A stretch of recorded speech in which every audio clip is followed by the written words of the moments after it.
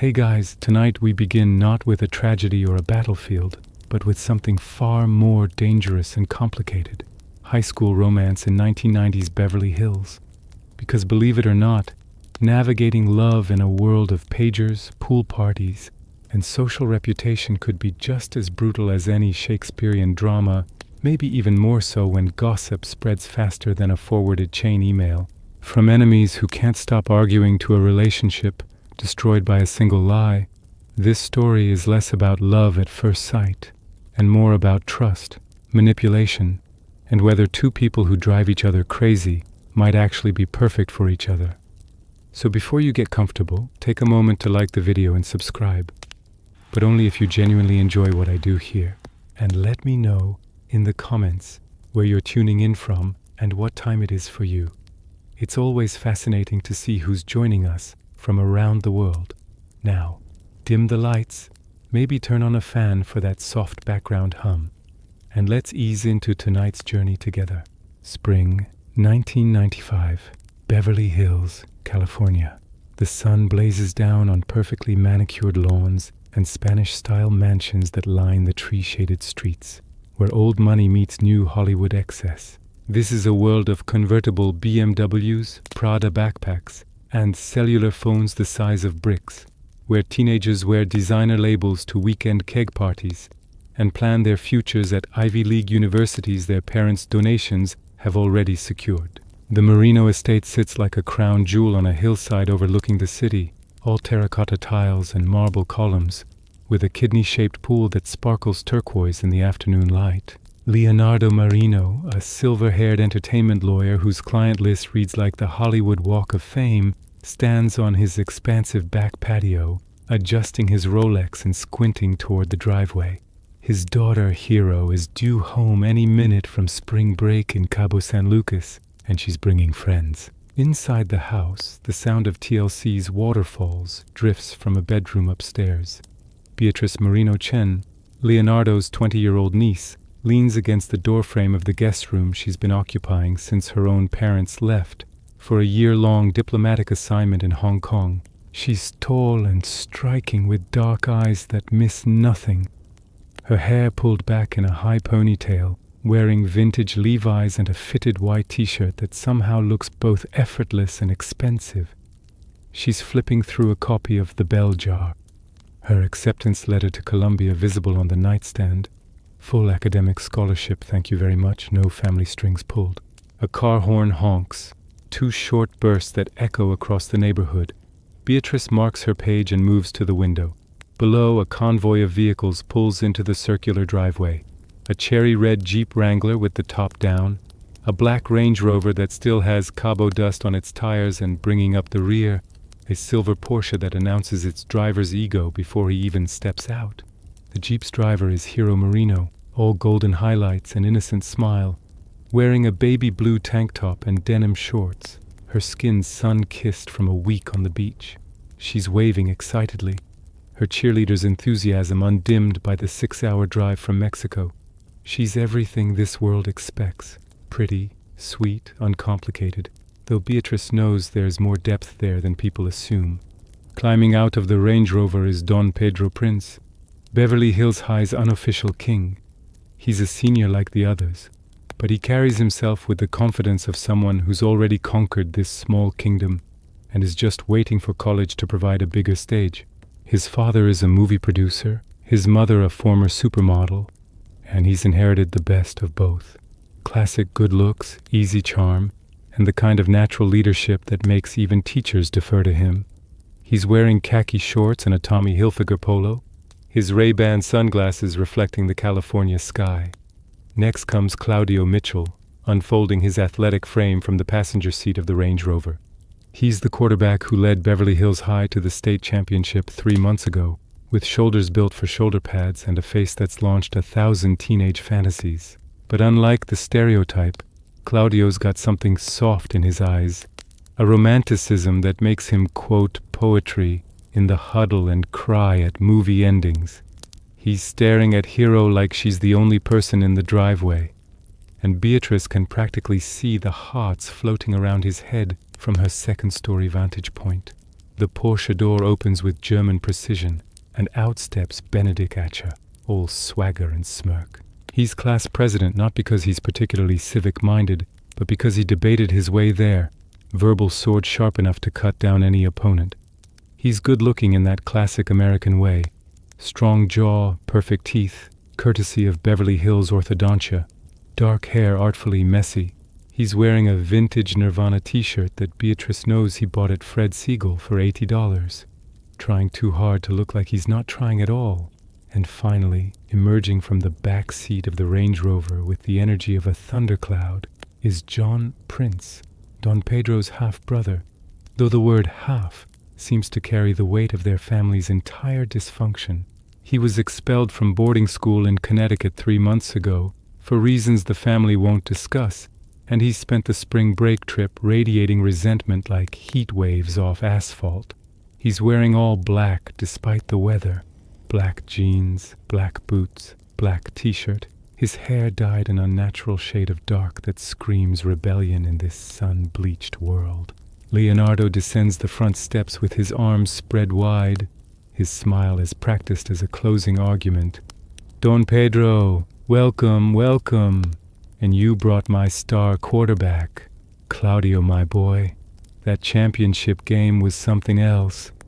The greetings swirl together in the warm air, handshakes and hugs, luggage being pulled from trunks, stories from Cabo being shared in overlapping fragments.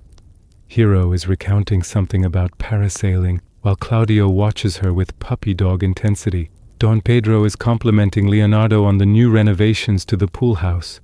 Beatrice descends the interior staircase slowly, her Converse sneakers silent on the marble steps. She's in no rush to join the reunion. She's spent enough time around this crowd to know the script. Don Pedro will be charming, Claudio will be earnest, Hero will be delightful, and Benedick Atcher will be insufferable. She steps through the French doors onto the patio just as Benedick is mid-sentence. And I'm telling you, the women in Cabo were absolutely insufficiently intelligent to realize what a complete jackass you are. Beatrice's voice cuts across the patio like a blade. Every head turns. Benedick's expression shifts from surprise to something that might be pleasure. The look of a swordsman who's just found a worthy opponent. Beatrice Marino Chen, still blessing the world with your presence, I see. I'd hoped you'd transferred to a boarding school for the terminally unpleasant. And I'd hoped you'd stayed in Mexico. I hear they have excellent programs for men who confuse arrogance with personality. Hero laughs nervously, stepping between them like a referee at a boxing match. Beatrice, come on. We just got back. Can you guys not do this right now? Do what? Beatrice asks innocently, her eyes never leaving Benedick's. I'm simply welcoming your guests. Welcome, Benedick. It's been what, 3 weeks since I've had the displeasure? I'd almost forgotten how much you enjoy the sound of your own voice. Funny, Benedick replies, moving closer, his hands in his pockets in a pose of calculated casualness. I was just thinking how much quieter and more pleasant the world seemed without your running commentary on everything and everyone. Don Pedro laughs, a rich sound that seems designed to diffuse tension. All right, you two. Some things never change. Beatrice, you're looking well. How's the Columbia acceptance treating you? Hero told us the good news in Cabo. Beatrice softens slightly, stepping back from her combat stance with Benedick. It's treating me just fine, Don Pedro. Thank you for asking.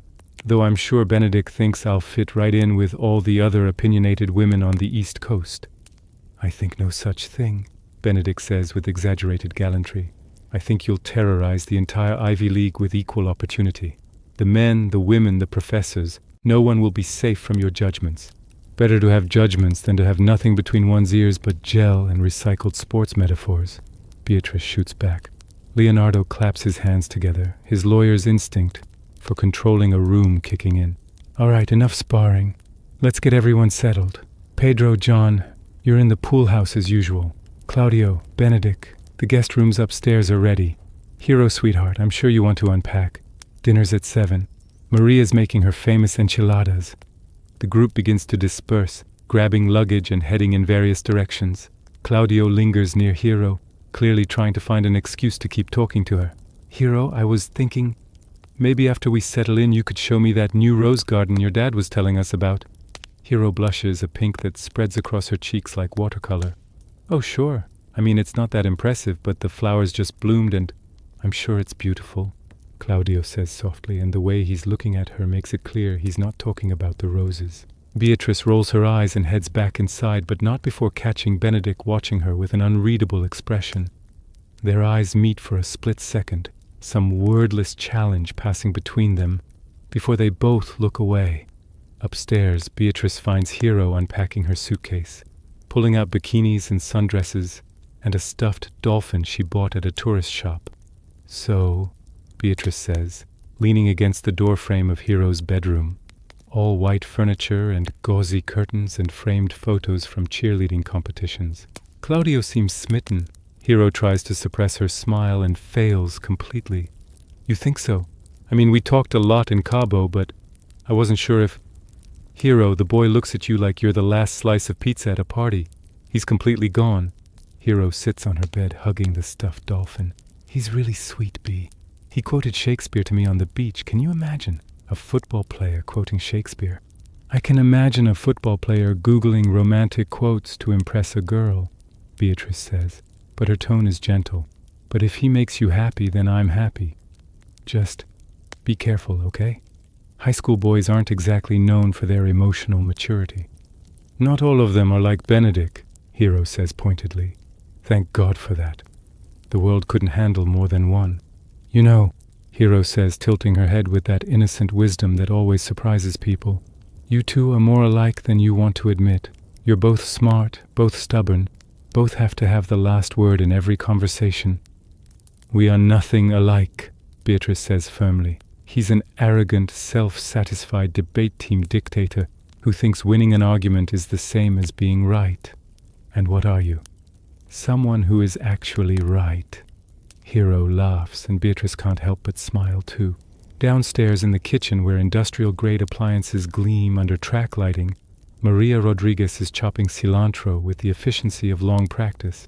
She's worked for the Marino family for 15 years, since Hero was in elementary school, and she runs this household with more authority than Leonardo ever could. She's in her late 40s with kind eyes and no-nonsense demeanor, wearing jeans and a UCLA sweatshirt. Don Pedro enters, following the smell of sautéing onions. Maria, I've been dreaming about your cooking for 3 weeks. Then you should visit more often instead of corrupting my Hero on beaches in Mexico, Maria says, but she's smiling. She's always had a soft spot for Don Pedro, who treated her with genuine respect even when he was a bratty 12-year-old. We were very well behaved, Don Pedro assures her. Mostly. Did you know Claudio's in love with Hero? Maria's knife pauses mid-chop. In love? That's a big word. You should see him. He's walking around like someone hit him with a cartoon mallet, all stars and birds circling his head. Don Pedro steals a piece of bell pepper from her cutting board. I think it's mutual too. Hero couldn't stop talking about him the whole trip. Hero's young, Maria says carefully, and sweet. Too sweet sometimes. She sees the good in everyone. Claudio's one of the good ones, Don Pedro says. I've known him since freshman year. He's genuine, old-fashioned even. He wanted to ask Leonardo's permission before asking her out, if you can believe that. In 1995? Maria raises an eyebrow. I know, the guy's like a time traveler from the 1950s, but it's sincere. Don Pedro's expression grows more serious. I was thinking, maybe I could help move things along. Talk to Hero, feel out her feelings. Talk to Leonardo, smooth the path. Claudio's too nervous to make a move on his own.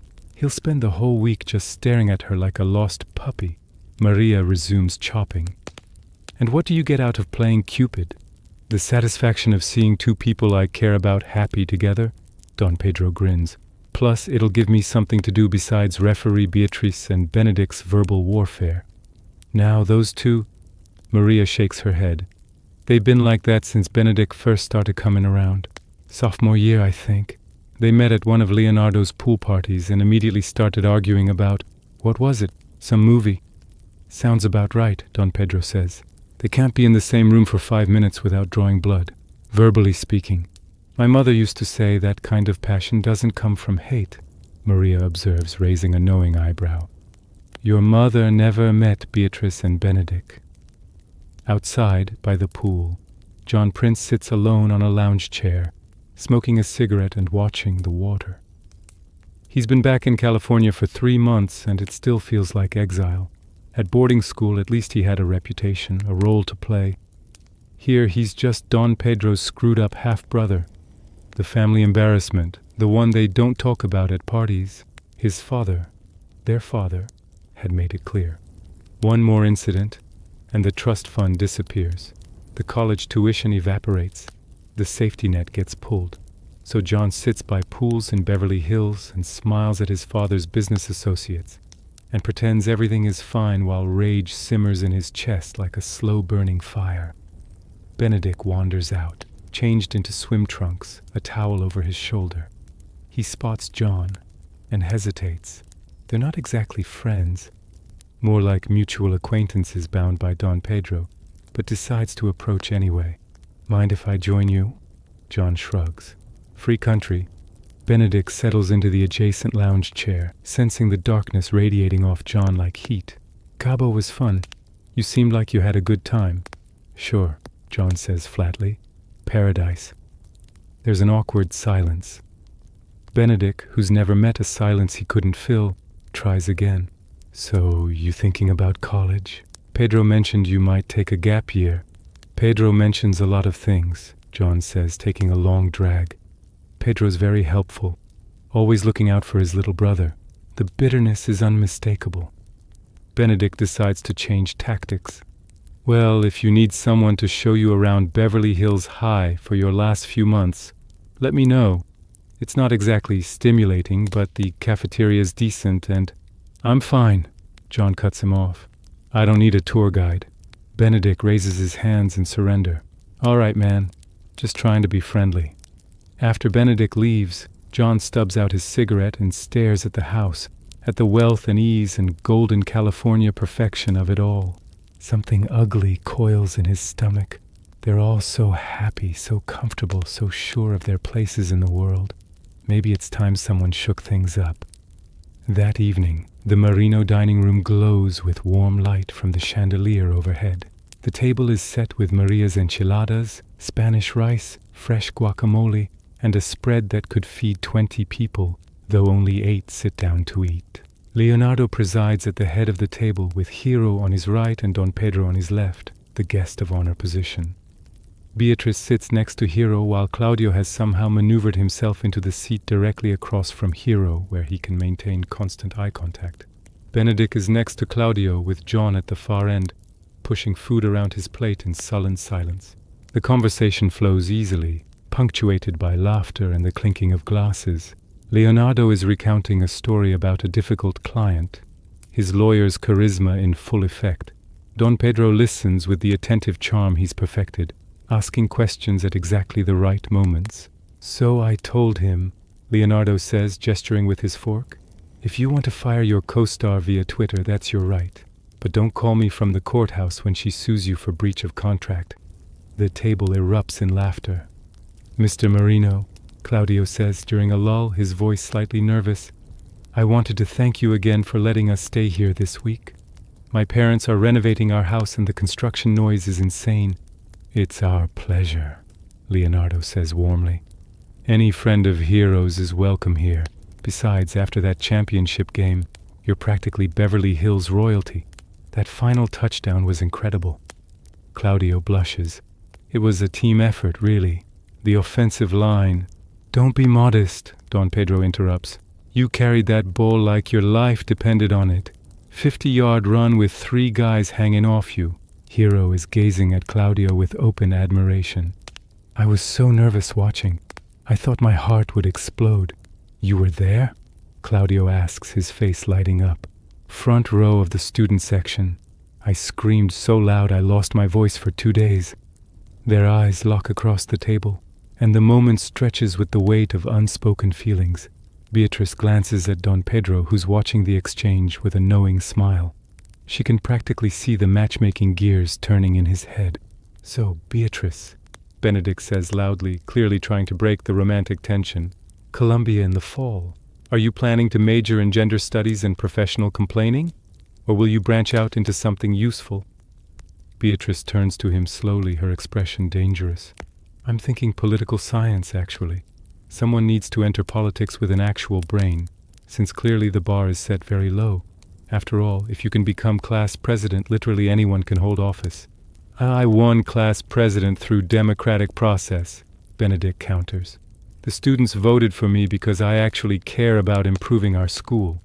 You won because you promised to extend lunch period and fought against the dress code policy. Real profiles encourage there, Benedick. Better than sitting on the sidelines criticizing everyone else's efforts. I was editor of the school newspaper, you arrogant... Kids, Leonardo interrupts, though he's grinning. Maybe save the political debate for after dinner? Sorry, Uncle Leo, Beatrice says, not sounding sorry at all. Sorry, Mr. Marino, Benedick echoes, equally insincere. Don Pedro leans back in his chair, swirling his coke. You know what this week needs? A party. A real one. Mr. Marino, would you let us throw something here? Maybe Friday night.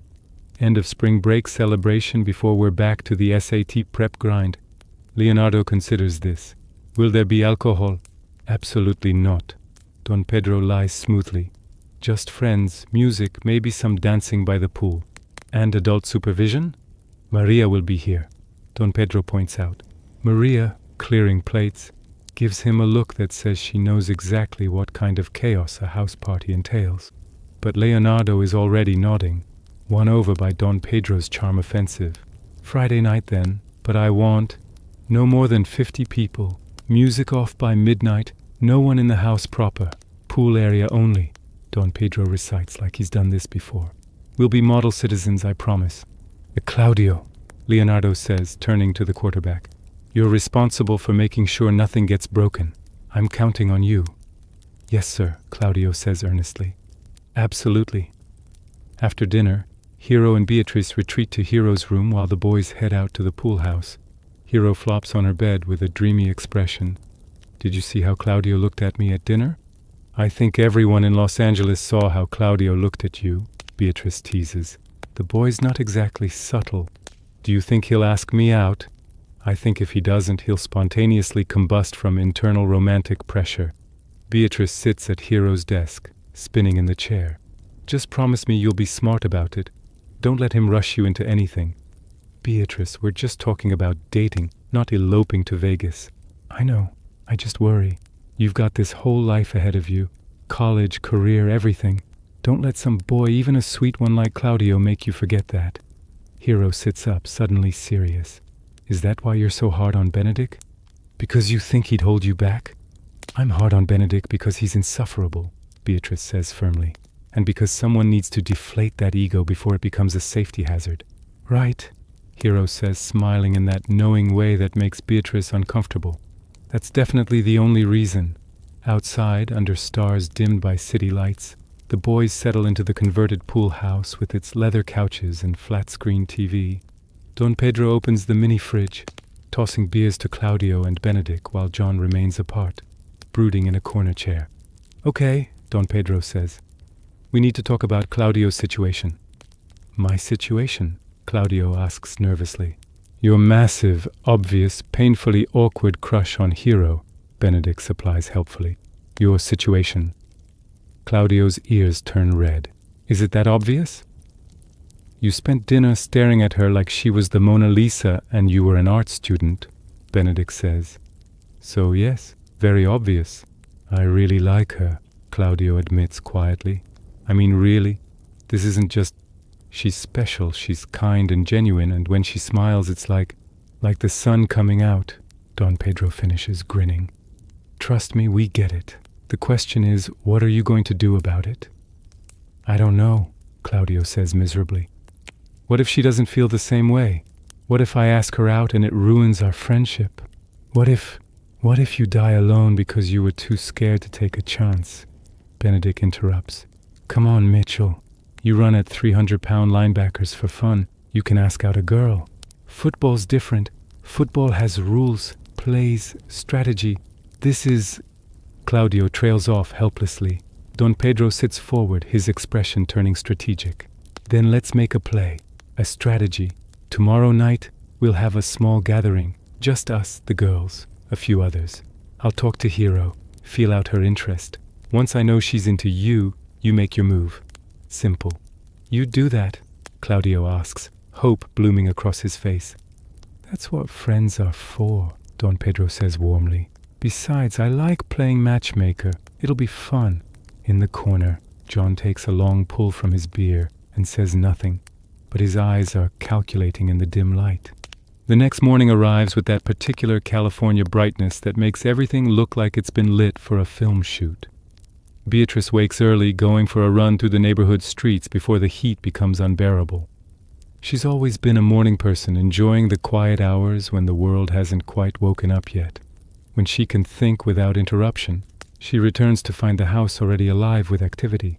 Don Pedro is in the kitchen charming Maria into making her famous blueberry pancakes. Hero is on the patio doing cheerleading stretches in tiny shorts and a sports bra, her body moving through practiced routines with unconscious grace.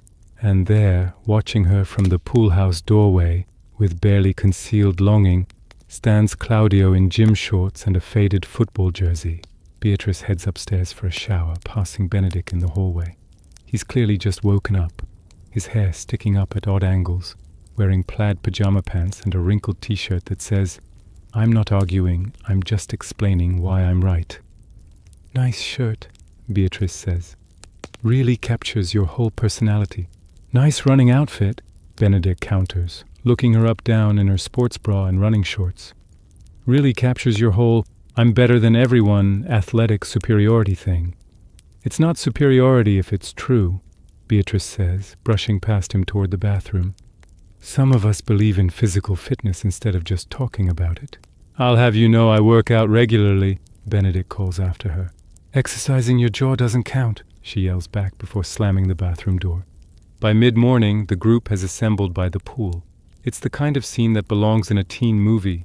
Beautiful young people in expensive swimwear, lounging on chairs that cost more than most people's cars, sipping fresh squeezed lemonade Maria has prepared. A boombox plays Coolio's Gangsta's Paradise at reasonable volume. Don Pedro stretches out on a lounge chair, his sunglasses reflecting the sky. He's been watching Hero and Claudio all morning, noting the way they orbit each other like planets caught in gravitational pull. Time to set his plan in motion. "Hero," he calls out, "come sit with me for a minute. I want to ask you something." Hero pads over, wrapping a towel around her waist. "What's up?" Don Pedro pats the chair next to him, then lowers his voice conspiratorially. "I need your honest opinion about something. It's about Claudio." Hero's face immediately flushes. "What about him?" "He's my friend, right? And I want him to be happy. But I'm worried he's about to do something that might embarrass himself." Don Pedro pauses for effect. He's thinking about asking someone out, someone he really likes, but he's not sure if she feels the same way. "Oh," Hero says quietly, her eyes drifting toward where Claudio is doing laps in the pool, his athletic form cutting through the water. "Who is it?" "I probably shouldn't say," Don Pedro says, watching her carefully. "But hypothetically, if it were you, would you say yes?" Hero's eyes widen. "Me?" "Hypothetically." She's silent for a moment, biting her lower lip. I mean, hypothetically, yes. Claudio's really great. He's sweet and smart and not like other guys on the football team who just care about parties and their stats. He actually listens when I talk. He remembers things I tell him." She stops, realizing she's rambling. "So hypothetically, yes." Don Pedro grins broadly. "Good to know. Very good to know. Wait, is he really going to—" "I can't say anything more," Don Pedro says, standing up. "But maybe stick around this week. Things might get interesting." He leaves Hero sitting there, her heart racing, and makes his way over to where Claudio is toweling off after his swim. "We need to talk, private." They head into the pool house, where Benedick is playing Mario Kart on the Nintendo 64, cursing at the screen. "She's into you," Don Pedro announces without preamble. Claudio nearly drops his towel. "What, you talked to her? Already? What did she say?" "I asked her hypothetically if you asked her out, would she say yes? She said yes. Emphatically yes, with blushing." Don Pedro claps him on the shoulder. "My friend, you are golden. Now you just need to actually ask her." "When? How? What do I say?" "Tonight," Don Pedro decides. We'll have a small thing. Bonfire on the beach, just our group.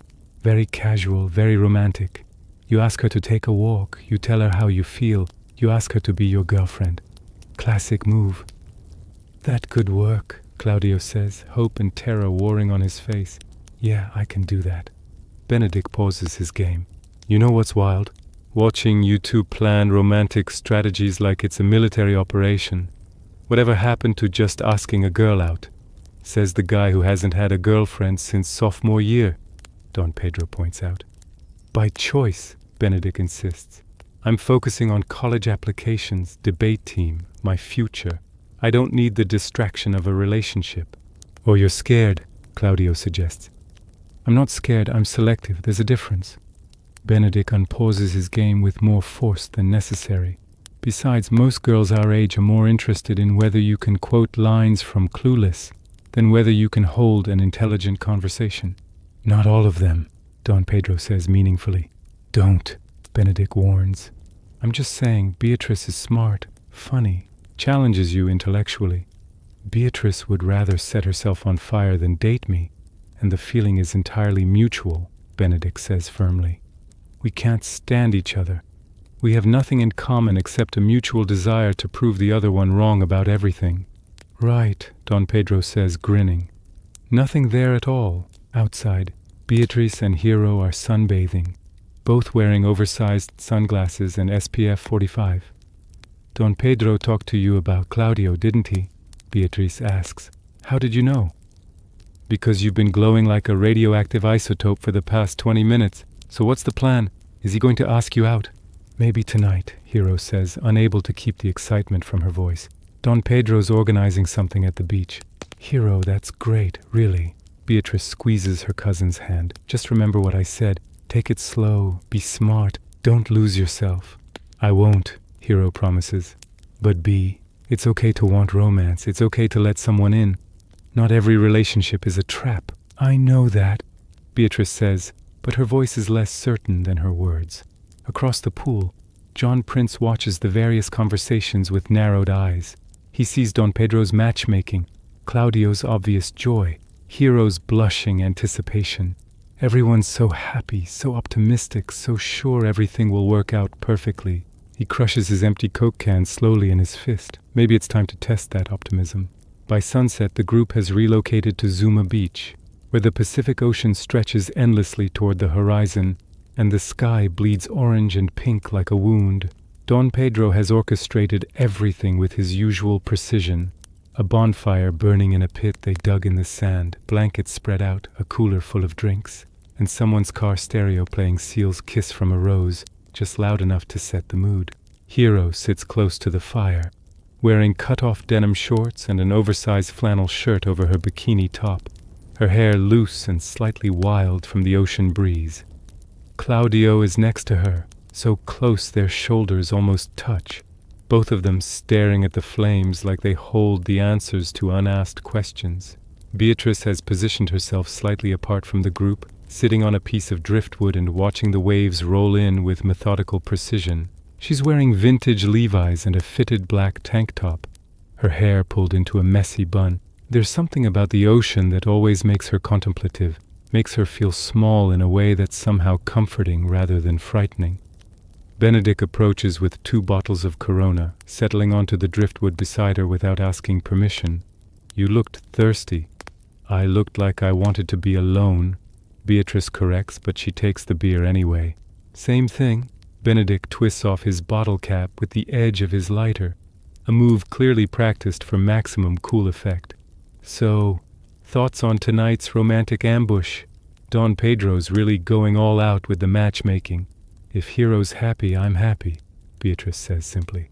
Claudio seems genuine enough, painfully earnest, but genuine. High praise from you, Benedick observes. Usually you'd find 17 reasons why any guy isn't good enough. Usually guys aren't good enough, Beatrice counters. Present company especially included. Ouch. Benedick clutches his chest in mock pain, right through the heart. Tell me, Beatrice, in your extensive expertise on romantic inadequacy, what exactly would make a guy good enough for your impossibly high standards? Beatrice considers this, taking a long sip of beer. Intelligence. Real intelligence. Not just good grades bought with expensive tutors. The ability to see women as actual human beings rather than trophies or accessories. Humility. Self-awareness. The willingness to be wrong occasionally. So basically the opposite of me, Benedick says dryly. Your words, not mine. But there's something almost playful in her tone now. The sharp edges softened by the setting and the beer and the sound of waves. For the record, Benedick says, I think you're being unfair. I have plenty of humility. I'm incredibly humble about my humility. It's probably my best quality. Despite herself, Beatrice laughs. A real laugh, not her usual sardonic chuckle. You're ridiculous. And you're impossible. Guess we're even. They sit in silence for a moment, drinking their beers and watching the fire. It's almost comfortable, this temporary truce, though neither would admit it. Down by the fire, Don Pedro catches Claudio's eye and gives him an encouraging nod. It's time. Claudio stands up, wiping his palms nervously on his shorts. Hero, would you maybe want to walk down the beach with me? Just for a bit? Hero's face lights up like the 4th of July. Sure. Yeah, I'd love to. They wander off down the shoreline, two silhouettes against the darkening sky. Beatrice watches them go with something that might be tenderness in her expression. They're sweet together, she admits quietly. Young love, Benedick says with exaggerated weariness. All those feelings, all that vulnerability. Personally, I think the whole thing's overrated. Of course you do. Feelings require emotional depth, and we all know you're as deep as a puddle. And you're what? An ocean of emotional complexity. Please. You've built walls so high around yourself that no one could possibly get in. You criticize people for not being vulnerable while refusing to be vulnerable yourself. The words hit harder than Benedick probably intended. Beatrice turns to him sharply. You don't know anything about me. I know you push everyone away the moment they get too close. I know you use your intelligence like a weapon to keep people at arm's length. I know you're terrified of ending up like every romantic cliché you mock, so you mock them all preemptively. Benedick's voice is surprisingly gentle now. I know because I do the exact same thing. Beatrice stares at him, genuinely surprised. This might be the most honest thing Benedick has ever said to her. For a moment she doesn't have a comeback. They just look at each other in the fading light. Something unspoken passing between them. Recognition, maybe, or understanding. Then Beatrice clears her throat and looks away. Well, that was uncomfortably insightful. Are you feeling okay? Should I call a doctor? There she is, Benedick says with a smile. Can't let a moment of sincerity just exist, can you? Not really my style. Further down the beach, Claudio and Hero have stopped walking. They're standing at the water's edge where the waves lap at their feet, and Claudio is clearly working up his courage. His hands are shaking slightly. Hero, I need to tell you something. I've been trying to find the right moment all week, and I keep chickening out, but Pedro told me I should just go for it, so he stops, takes a breath, starts again. I really like you. Like really. Not just as a friend. I think you're amazing and beautiful and kind, and when I'm around you, everything feels better, easier, like the world makes more sense. He's rushing now, words tumbling out. And I know we're going to college in a few months, and everything's about to change, but I think we could be really good together. So I guess what I'm asking is, would you want to be my girlfriend? Officially? Hero's eyes are shining in the twilight. Claudio, yes, absolutely yes. I've been hoping you'd ask since the second day in Cabo when you quoted Sonnet 116 at me on the beach. Yeah? Claudio's smile could power a city. Yeah. They kiss then, soft and sweet, while the ocean provides a soundtrack and the sky darkens from pink to purple to deep blue. It's the kind of moment that feels scripted, perfect, like something out of the movies they've both grown up watching. Back at the bonfire, Don Pedro is grinning with the satisfaction of a plan perfectly executed. John sits across from him, his face unreadable in the flickering light. He watches his half-brother's triumph with something cold coiling in his chest. Everyone's so happy. Everyone's getting exactly what they want. It makes him sick. Looks like your matchmaking worked, John says flatly. Of course it did, Don Pedro says confidently. Those two were meant to be together. Anyone could see it. Right, John says. Meant to be, because true love always works out perfectly in Beverly Hills. Don Pedro glances at him sharply, hearing the bitterness. You okay, man? Perfect, John lies. Just perfect. When Claudio and Hero return holding hands, the group erupts in cheers and congratulations. Hero is glowing, tucked against Claudio's side like she's found her place in the universe. Even Beatrice offers genuine congratulations, hugging her cousin tightly. Be happy, Beatrice whispers in Hero's ear. You deserve it. As the night deepens and the fire burns lower, the group slowly starts packing up to head back to the Marino estate. Benedick finds himself walking beside Beatrice again, their earlier moment of connection still hanging in the air between them.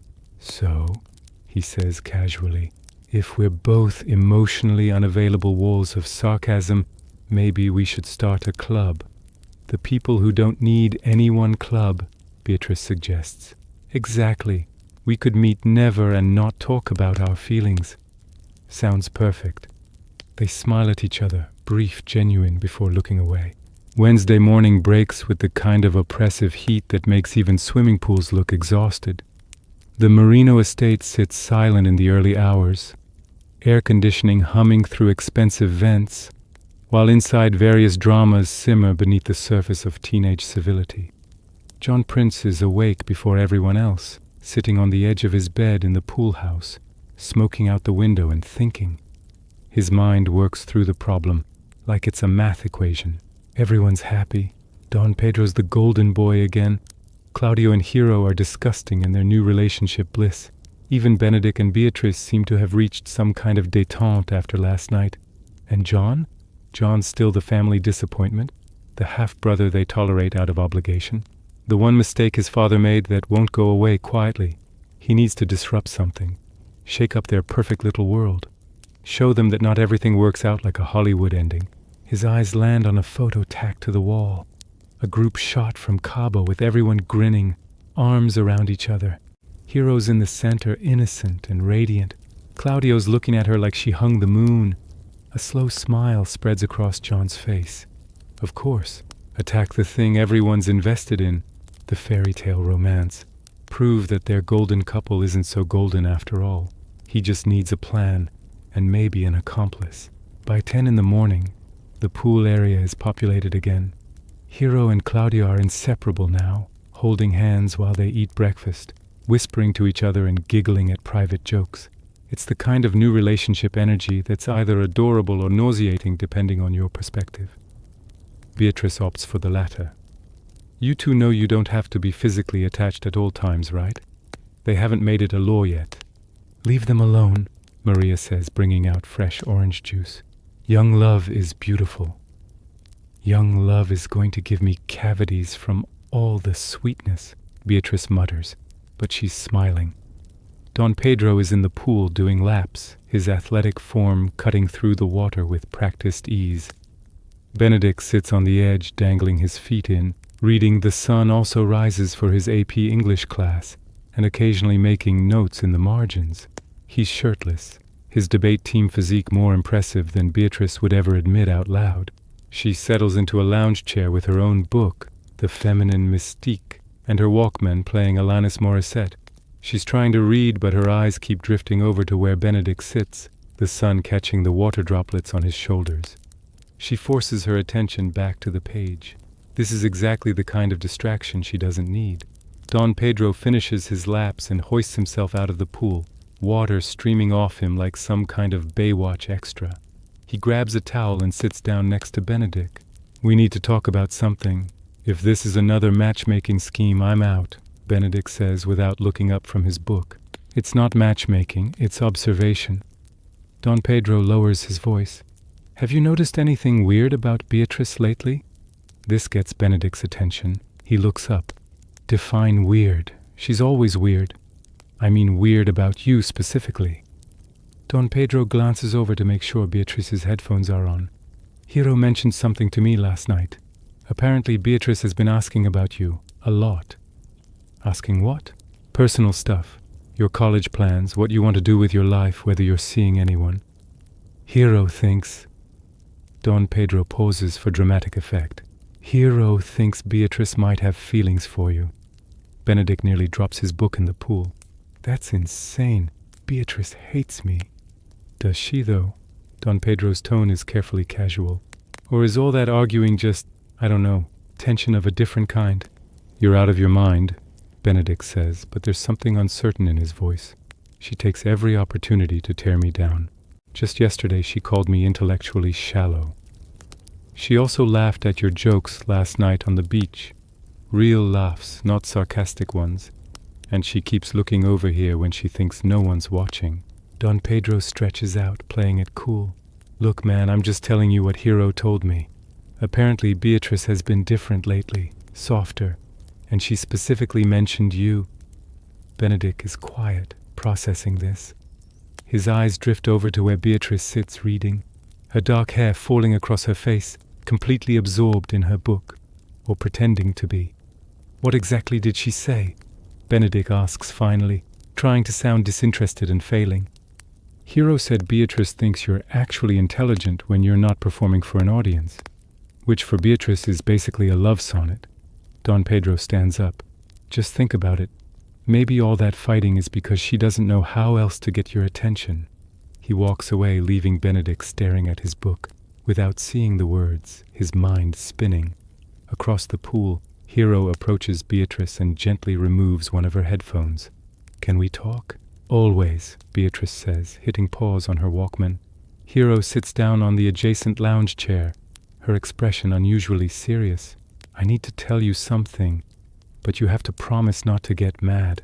That's never a good opening, Beatrice observes. Claudio told me something last night, about Benedick. Hero takes a breath. Apparently Benedick has been talking about you. To the guys, he's been saying things. Beatrice sits up straighter, her guard immediately rising. What kind of things? Good things, B. Really good things. He told Claudio that he thinks you're the smartest person at Beverly Hills High, that arguing with you is the most fun he has all week, that you're beautiful when you're angry. Hero watches her cousin's face carefully. Claudio thinks Benedick might be in love with you, but doesn't know how to admit it without looking vulnerable. Beatrice's laugh is sharp and disbelieving. That's ridiculous. Benedick doesn't even like me. Doesn't he? Think about it. He goes out of his way to interact with you. He remembers every conversation you've ever had. He lights up when you walk into a room, even when you're fighting. Hero reaches over and takes Beatrice's hand. What if all the arguing is just because he doesn't know how else to connect with you? Hero, you're a romantic because you're in love with Claudio. You're seeing romance everywhere. Maybe, Hero admits. Or maybe you're scared because for once someone actually challenges you, someone who might be worth letting your guard down for. Beatrice pulls her hand away, her walls slamming back into place. I'm not scared, I'm just realistic. Benedick and I are fundamentally incompatible. We'd kill each other within a week. Or you'd be really happy, Hero says softly. You'll never know if you don't try. She leaves Beatrice sitting there, the book forgotten in her lap, her mind churning with unwanted thoughts. Across the pool, Benedick is staring into space with a similarly troubled expression. Neither of them notices John Prince watching from the pool house window, a cold smile on his face as he observes the various machinations. So much deception already in play, so many opportunities for chaos. He stubs out his cigarette and reaches for his Nokia cell phone. Time to make some calls. Time to set his own plan in motion. If everyone wants drama and romance, he'll give them more than they bargained for. That afternoon the house feels different. There's a strange energy in the air, like the static charge before a thunderstorm. Beatrice has been avoiding Benedick since her conversation with Hero, taking her lunch up to her room and claiming she needs to finish a college essay. Benedick has been equally evasive, suddenly very interested in helping Leonardo organize files in his home office. But their minds are elsewhere.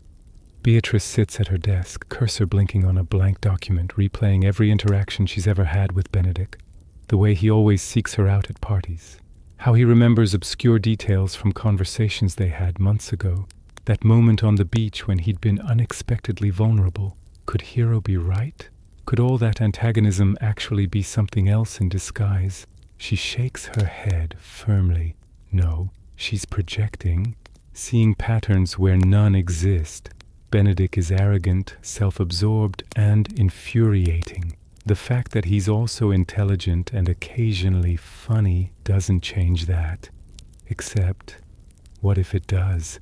Downstairs, Benedick is having similar thoughts while pretending to alphabetize legal documents. Beatrice thinks he's intelligent when he's not performing. She asks about him. She notices him, the girl who seems to notice everything, who tears apart pretense like tissue paper, actually sees him. The thought is terrifying and exhilarating in equal measure. "You're doing that wrong," Leonardo says gently, pointing to a file Benedick has placed in completely the wrong section. "Everything okay? You seem distracted." "Sorry, Mr. Marino, just thinking about college stuff." Leonardo nods knowingly. "Or girl stuff."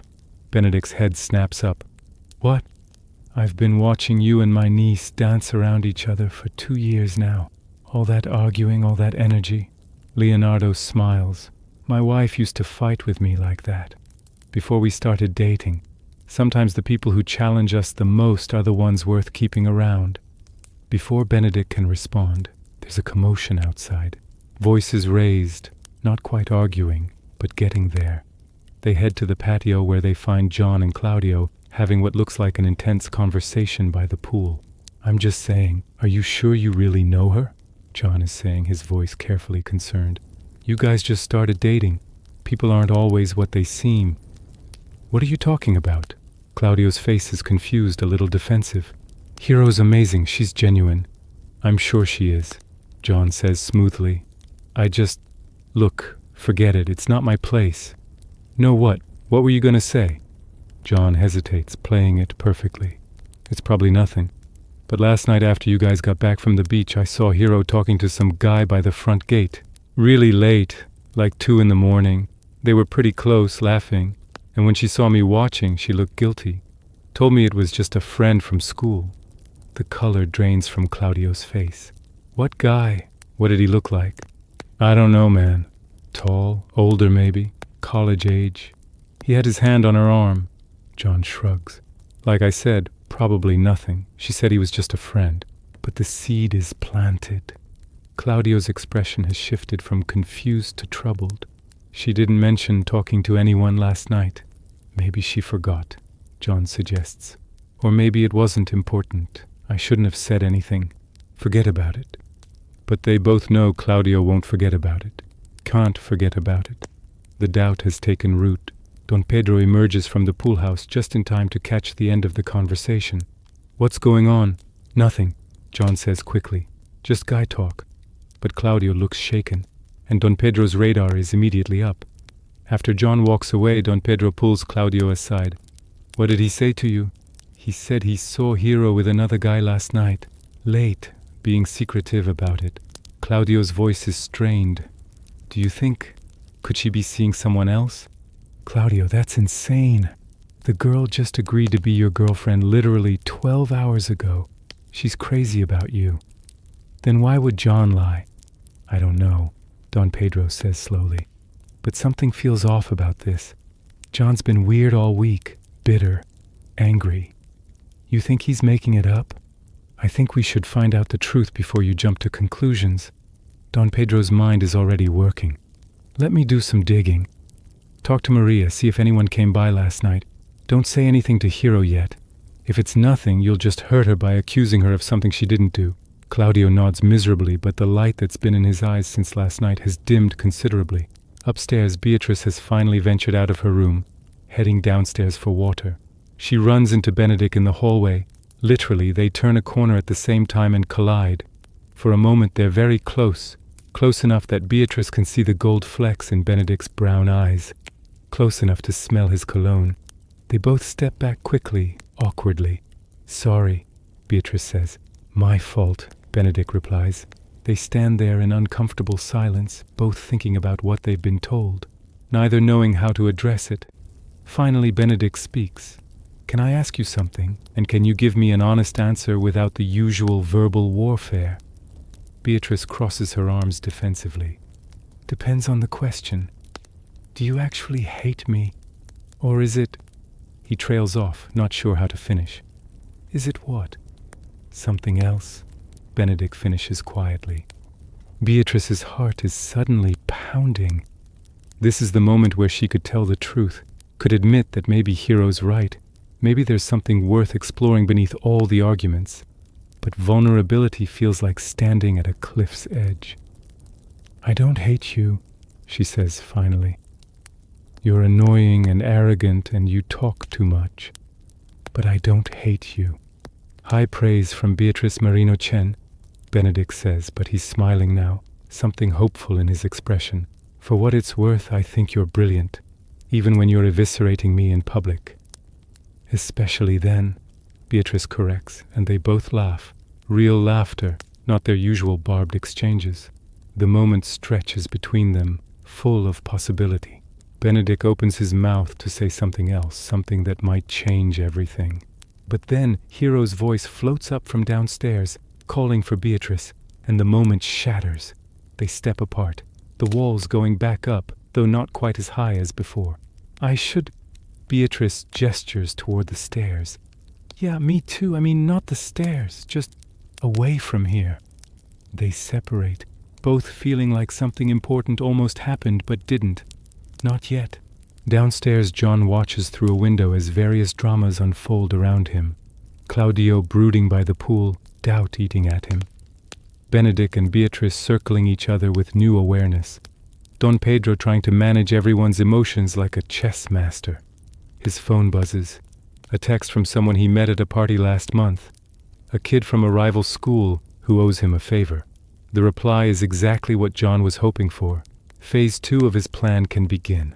By Friday, that party Don Pedro wanted will happen, and by Friday night, everything will fall apart. John smiles to himself in the empty room. Sometimes you have to burn down paradise to feel warm. Thursday passes in a haze of tension and unspoken words. The weather has turned even hotter, the kind of dry heat that makes everything feel brittle and ready to crack. The swimming pool sits like a blue mirror under the relentless sun, while inside the air-conditioned house, various emotional storms brew. Claudio has been distant with Hero, and she's noticed. They're still technically together. But the easy affection from 2 days ago has been replaced by something cautious and strained. Hero keeps asking if something's wrong, and Claudio keeps saying everything's fine, but his eyes tell a different story. He watches her when she's not looking, studying her like she's a puzzle he can no longer solve. Don Pedro has questioned Maria, who confirmed no one came to the house late Tuesday night. The gates were locked, the security system armed. Whatever John claims to have seen was either a lie or happened somewhere else entirely. But when Don Pedro presents this information to Claudio, the quarterback just nods without looking convinced. Maybe John was mistaken about the timing, Claudio says hollowly. Or maybe she met him somewhere else. Listen to yourself, Don Pedro says, frustration creeping into his voice. You sound paranoid. This is Hero we're talking about. Sweet, honest Hero who's been nothing but crazy about you. Then why do I feel like something's wrong? Claudio asks quietly. Don Pedro has no answer for that. Meanwhile, the dynamic between Beatrice and Benedick has shifted into strange, new territory. They're still arguing, but there's something different underneath it now. A current of awareness that wasn't there before. Their insults have less bite.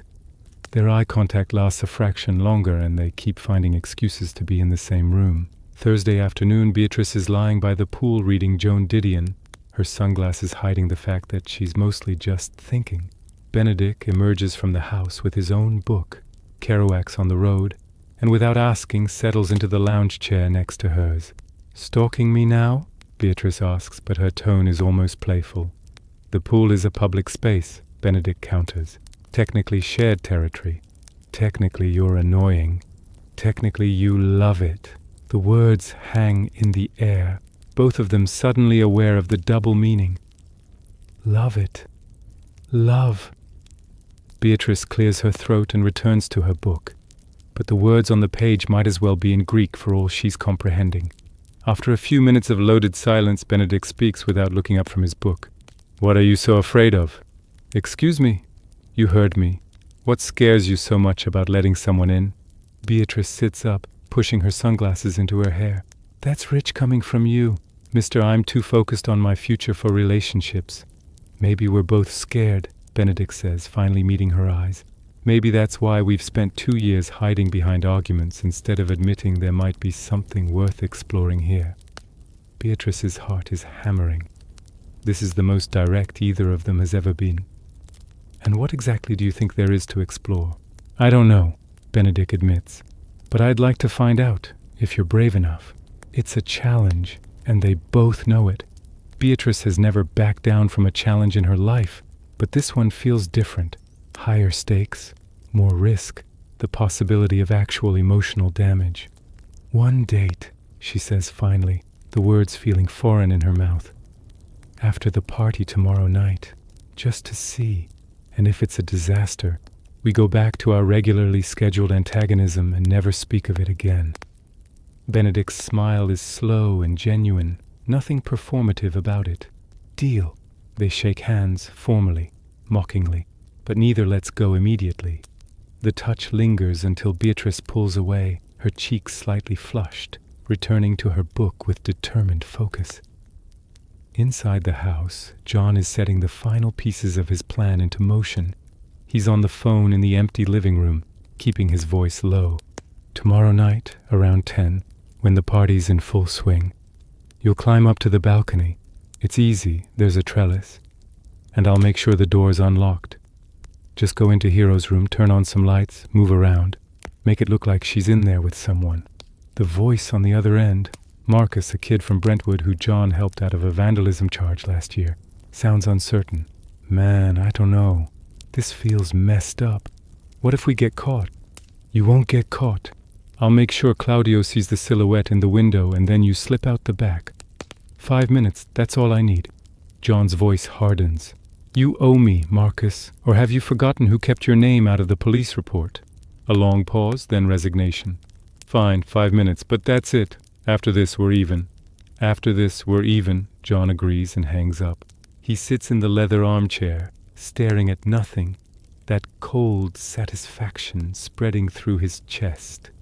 Tomorrow night, during the party everyone's been planning, he'll pull Claudio aside. He'll tell him to watch Hero's bedroom window, and when Claudio sees what looks like Hero up there with another guy, the fairy tale will shatter. Don Pedro will be exposed as a fool for promoting the relationship. Claudio will be heartbroken. Hero will be devastated and confused. And the golden perfection of this Beverly Hills bubble will crack wide open. The thought makes John smile. Evening arrives with pink and orange streaks across the sky, smog turning the sunset into something almost beautiful. The household gathers for dinner. Leonardo's brought in Chinese takeout from their favorite place on Wilshire, and everyone sits around the dining table with white containers and chopsticks, but the usual easy conversation is strained. Hero keeps glancing at Claudio, trying to catch his eye, but he's focused intently on his kung pao chicken. Beatrice and Benedick keep sneaking looks at each other when they think no one's watching. Don Pedro seems troubled, his usual charm slightly dimmed. Only John appears relaxed, almost cheerful. So tomorrow night, Leonardo says, spooning fried rice onto his plate. The party, final head count? About 40 people confirmed, Don Pedro says. Nothing crazy, just the senior class crew and some juniors. And we're clear on the rules? Leonardo looks stern. Pool area only. No one inside the house except to use the downstairs bathroom. Music off by midnight. No drinking and driving. Anyone who needs a ride, we call cars. Yes, sir, the boys chorus dutifully. Hero, you're okay with this? Leonardo asks his daughter. It's your house, too. I'm fine with it, Dad, Hero says softly. It'll be fun, but she doesn't sound like she thinks it'll be fun. She sounds tired and confused, wondering why the boy who couldn't stop smiling at her 3 days ago now barely looks in her direction. After dinner, as everyone disperses, Beatrice catches Hero alone on the patio. What's going on with you and Claudio? The temperature dropped about 40 degrees. Hero's eyes fill with tears. I don't know, B. Something changed and he won't tell me what. He keeps saying everything's fine, but it's not fine. Did I do something wrong? Beatrice hugs her cousin tightly.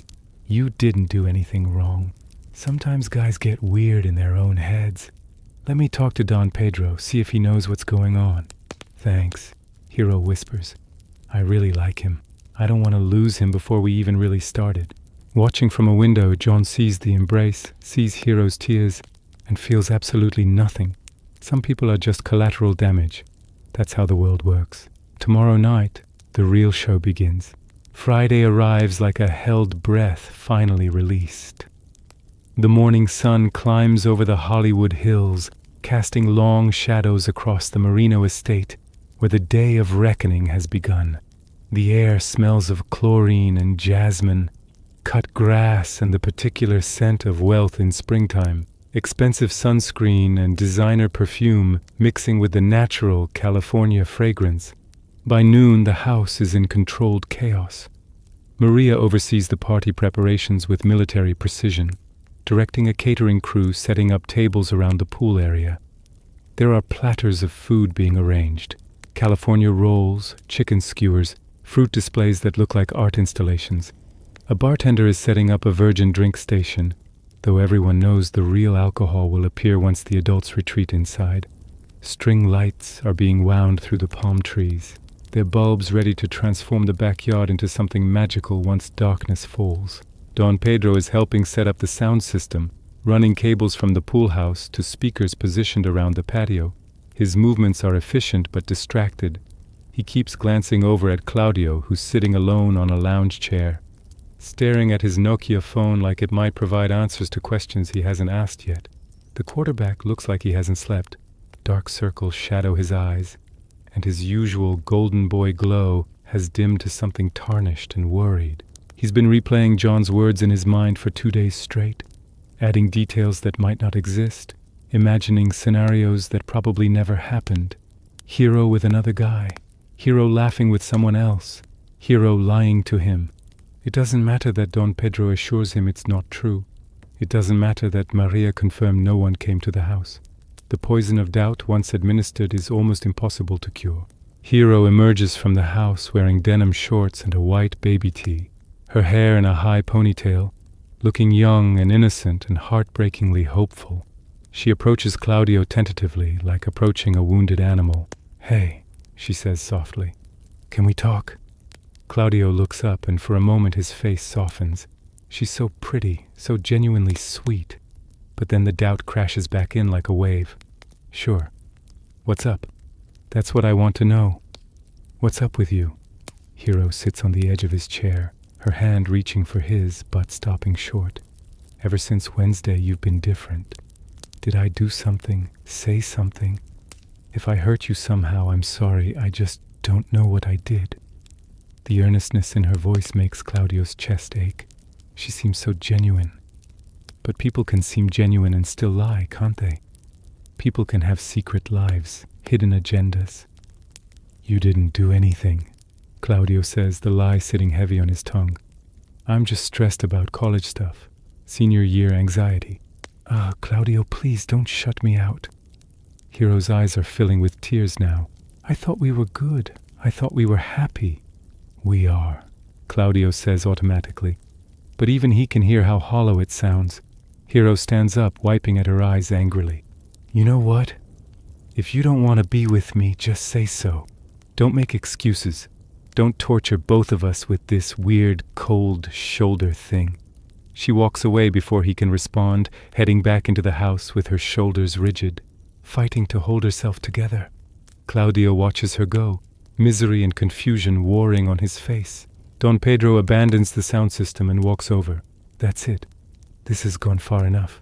You need to either talk to her properly or let this go." "What if she's lying?" Claudio asks quietly. "What if she's not? What if you're throwing away something real because John planted a seed of doubt in your head?" Don Pedro sits down heavily. "Think about it, man. What motive would Hero have to cheat on you? She's been into you for months. Everyone knows it. And more importantly, what motive does John have for telling you this story?" That stops Claudio. He looks over to where John is helping unload ice from a cooler, his face carefully neutral. "What do you mean?" "I mean, John's been bitter and angry since he got back from boarding school. I mean, he resents everyone who's happy because he's not. I mean, maybe this whole thing is him trying to mess with us. Don Pedro's voice is intense now. Has it occurred to you that you've let someone who barely knows Hero convince you she's unfaithful, without any real evidence? Claudio is quiet, the words sinking in. Has he been played? But the image is so vivid in his mind now. Hero at the gate with some mystery guy, laughing, being secretive. John described it with such detail. I don't know what to believe anymore, Claudio admits. Upstairs, Beatrice stands in front of her closet, staring at her clothes with unusual indecision. She's agreed to a date with Benedick after the party, and some unfamiliar part of her actually cares what she wears. This is absurd. She's Beatrice Marino Chen. She doesn't dress for boys, she dresses for herself. But still her hand hovers over a vintage black dress she's had for years, but never worn. Too date-like, too vulnerable. She pushes it aside and grabs her usual uniform, dark jeans, a fitted tank top, leather jacket for later when it gets cold. There, herself but slightly elevated. That works. Hero bursts into the room, tears streaming down her face, now that she's away from everyone else. He doesn't love me. He never did. It was just spring break romance, and now it's over. Beatrice immediately switches into protective mode, wrapping her cousin in a fierce hug. What happened? Through tears and hiccups, Hero explains the distance, the coldness, the conversation that just happened. Beatrice feels rage building in her chest. She doesn't know what's going on with Claudio, but making Hero cry is unacceptable. Do you want me to talk to him? Beatrice asks. Because I will. I'll verbally destroy him if you want me to. No, Hero says, pulling back and wiping her eyes. I just want to get through tonight. Put on a brave face for the party. Pretend everything's fine.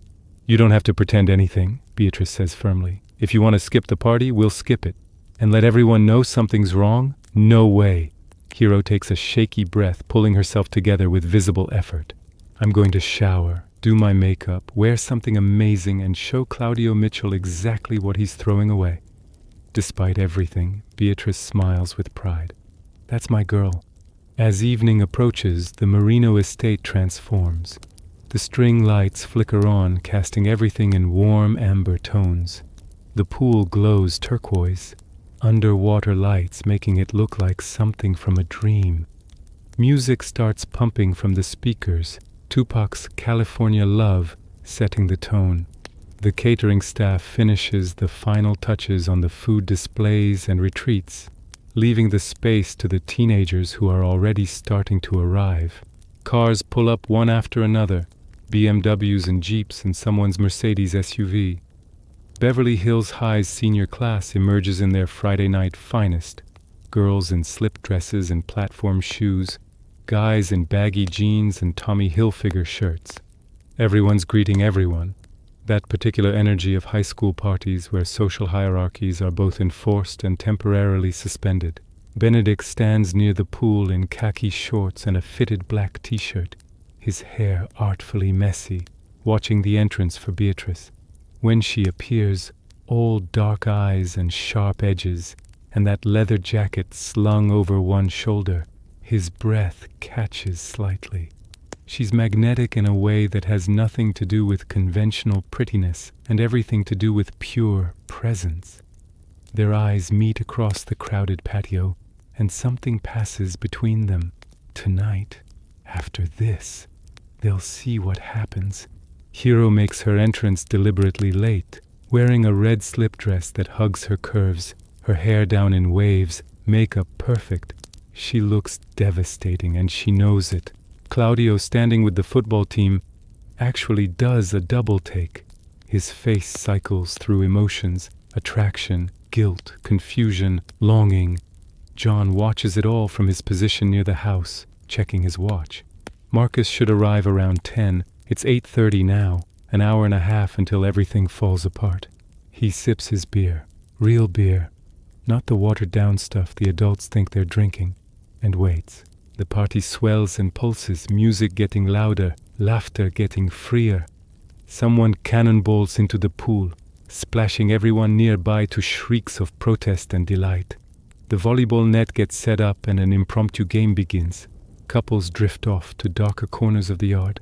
Don Pedro works the crowd like the natural politician he is, making sure everyone's having fun, mediating minor dramas, keeping the energy positive. But his eyes keep tracking back to Claudio and Hero, orbiting each other but never quite connecting, both too proud or hurt or confused to make the first move. And watching everyone orchestrating from the shadows, John Prince counts down the minutes until his revenge. By 9:30 the party has reached its peak. The bass from Notorious B.I.G.'s Hypnotize thrums through the air, felt as much as heard. Bodies crowd the pool area, some dancing, some talking in tight clusters, some making out against the pool house walls with the shameless boldness of teenagers who think they're invisible. The smell of chlorine and beer and expensive cologne creates a heady mixture that screams 1995 youth culture at its most excessive. Beatrice finds herself cornered by the bar by two girls from her AP English class, both slightly drunk and very enthusiastic. "Oh my God, Beatrice, is it true you got into Columbia with a full ride? That's so amazing, you're so smart." "Thanks," Beatrice says, trying to extricate herself politely. Her eyes scan the crowd for Benedick, finding him near the pool talking to some debate team members, but also clearly looking for her. When their gazes connect, he excuses himself and starts navigating through the crowd toward her. "We should totally hang out this summer before you leave," one of the girls is saying. "We could go to the beach or—" "Hey," Benedick's voice interrupts smoothly, appearing at Beatrice's elbow. "Sorry to interrupt, but I need to steal Beatrice for a minute. Urgent debate team business." "On a Friday night?" the girl asks skeptically. "Regionals wait for no one," Benedick says solemnly, then guides Beatrice away by the elbow. Once they're clear, he leans close to be heard over the music. "You looked like you needed rescuing." "I can rescue myself," Beatrice says automatically, but she's smiling. "But thanks." They find a relatively quiet spot near the edge of the property where the string lights thin out and the noise dims slightly. The city sprawls below them, a million lights twinkling like earthbound stars. For a moment they just stand there, the awareness between them almost tangible. "So," Benedick says, "still on for after this? Unless you're getting cold feet," Beatrice challenges. "Never. I'm just surprised you're not." "Who says I'm not?" Beatrice admits, surprising herself with the honesty. "This is terrifying, actually. We could ruin a perfectly good antagonistic relationship. Or we could find out it was never really antagonism at all." Benedick turns to face her fully, his expression more serious than she's ever seen it. "For what it's worth, I think you're incredible. I have since the first time you verbally destroyed me at that pool party sophomore year. The argument about Pulp Fiction," Beatrice remembers. "You said I was confusing style for substance. You were completely right, and I've never forgotten it." He pauses. "No one else challenges me like you do. No one else makes me want to be smarter, sharper, better." Beatrice feels her carefully constructed walls cracking. "Benedick." But whatever she was going to say is interrupted by a commotion near the pool. Raised voices cutting through the music. They exchange a look and head back toward the crowd. It's 9:55. Near the pool house, John has maneuvered Claudio away from the main party, his face arranged in an expression of concern. "Hey man, I need to tell you something. I feel really bad about the other day. Planting doubt in your head about Hero." Claudio looks at him warily. "What about it?" "I think I was wrong. I think maybe I saw someone else, got confused." John sounds genuinely apologetic. "You should talk to Hero, clear the air. I feel terrible that I caused problems." Relief floods Claudio's face. "Really? You think you were mistaken?" "Yeah, John stops, his gaze fixing on something over Claudio's shoulder. His expression shifts to shock. "Wait, that's Hero's bedroom window, right?" Claudio turns to look. Hero's second-floor bedroom window is lit up, and through the gauzy curtains, two silhouettes are clearly visible. One is definitely female, Hero's distinctive shape unmistakable. The other is taller, masculine, and as they watch, the two figures move closer together. John has timed it perfectly. Hero is standing right next to him, visible to anyone who looks, wearing that red dress and talking to some cheerleader friends. But Claudio doesn't look down at the party. He's staring at that window, his face draining of color. She's not. Claudio can't form complete sentences. She's right there at the party, John says, following Claudio's gaze and pretending to be confused. Then, as if realizing, oh my God, someone's in her room. We should check it out, make sure everything's okay. But Claudio isn't thinking about burglars or safety. He's thinking about Tuesday night, about the story John told, about doubt and suspicion confirmed. His hands are shaking. She brought someone to her room during the party.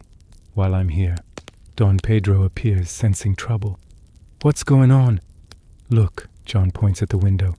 Someone's in Hero's room. Don Pedro looks up, sees the silhouettes, frowns. That's weird, Hero's right over there.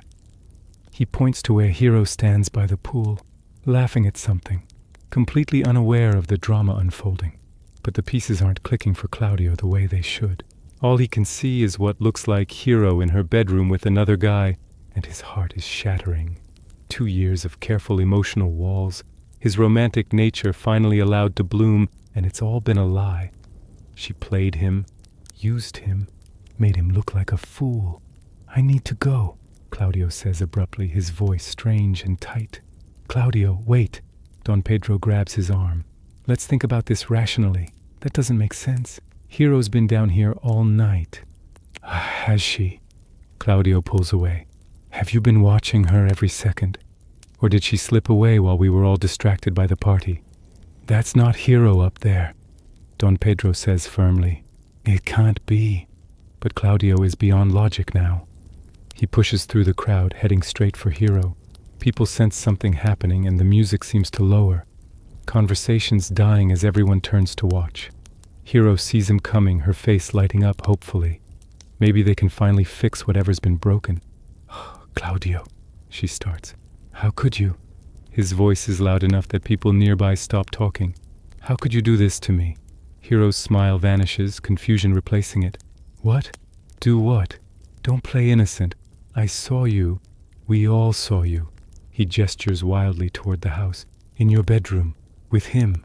Hero follows his gesture, sees her lit window, and her confusion deepens. I haven't been in my bedroom. I've been down here all night.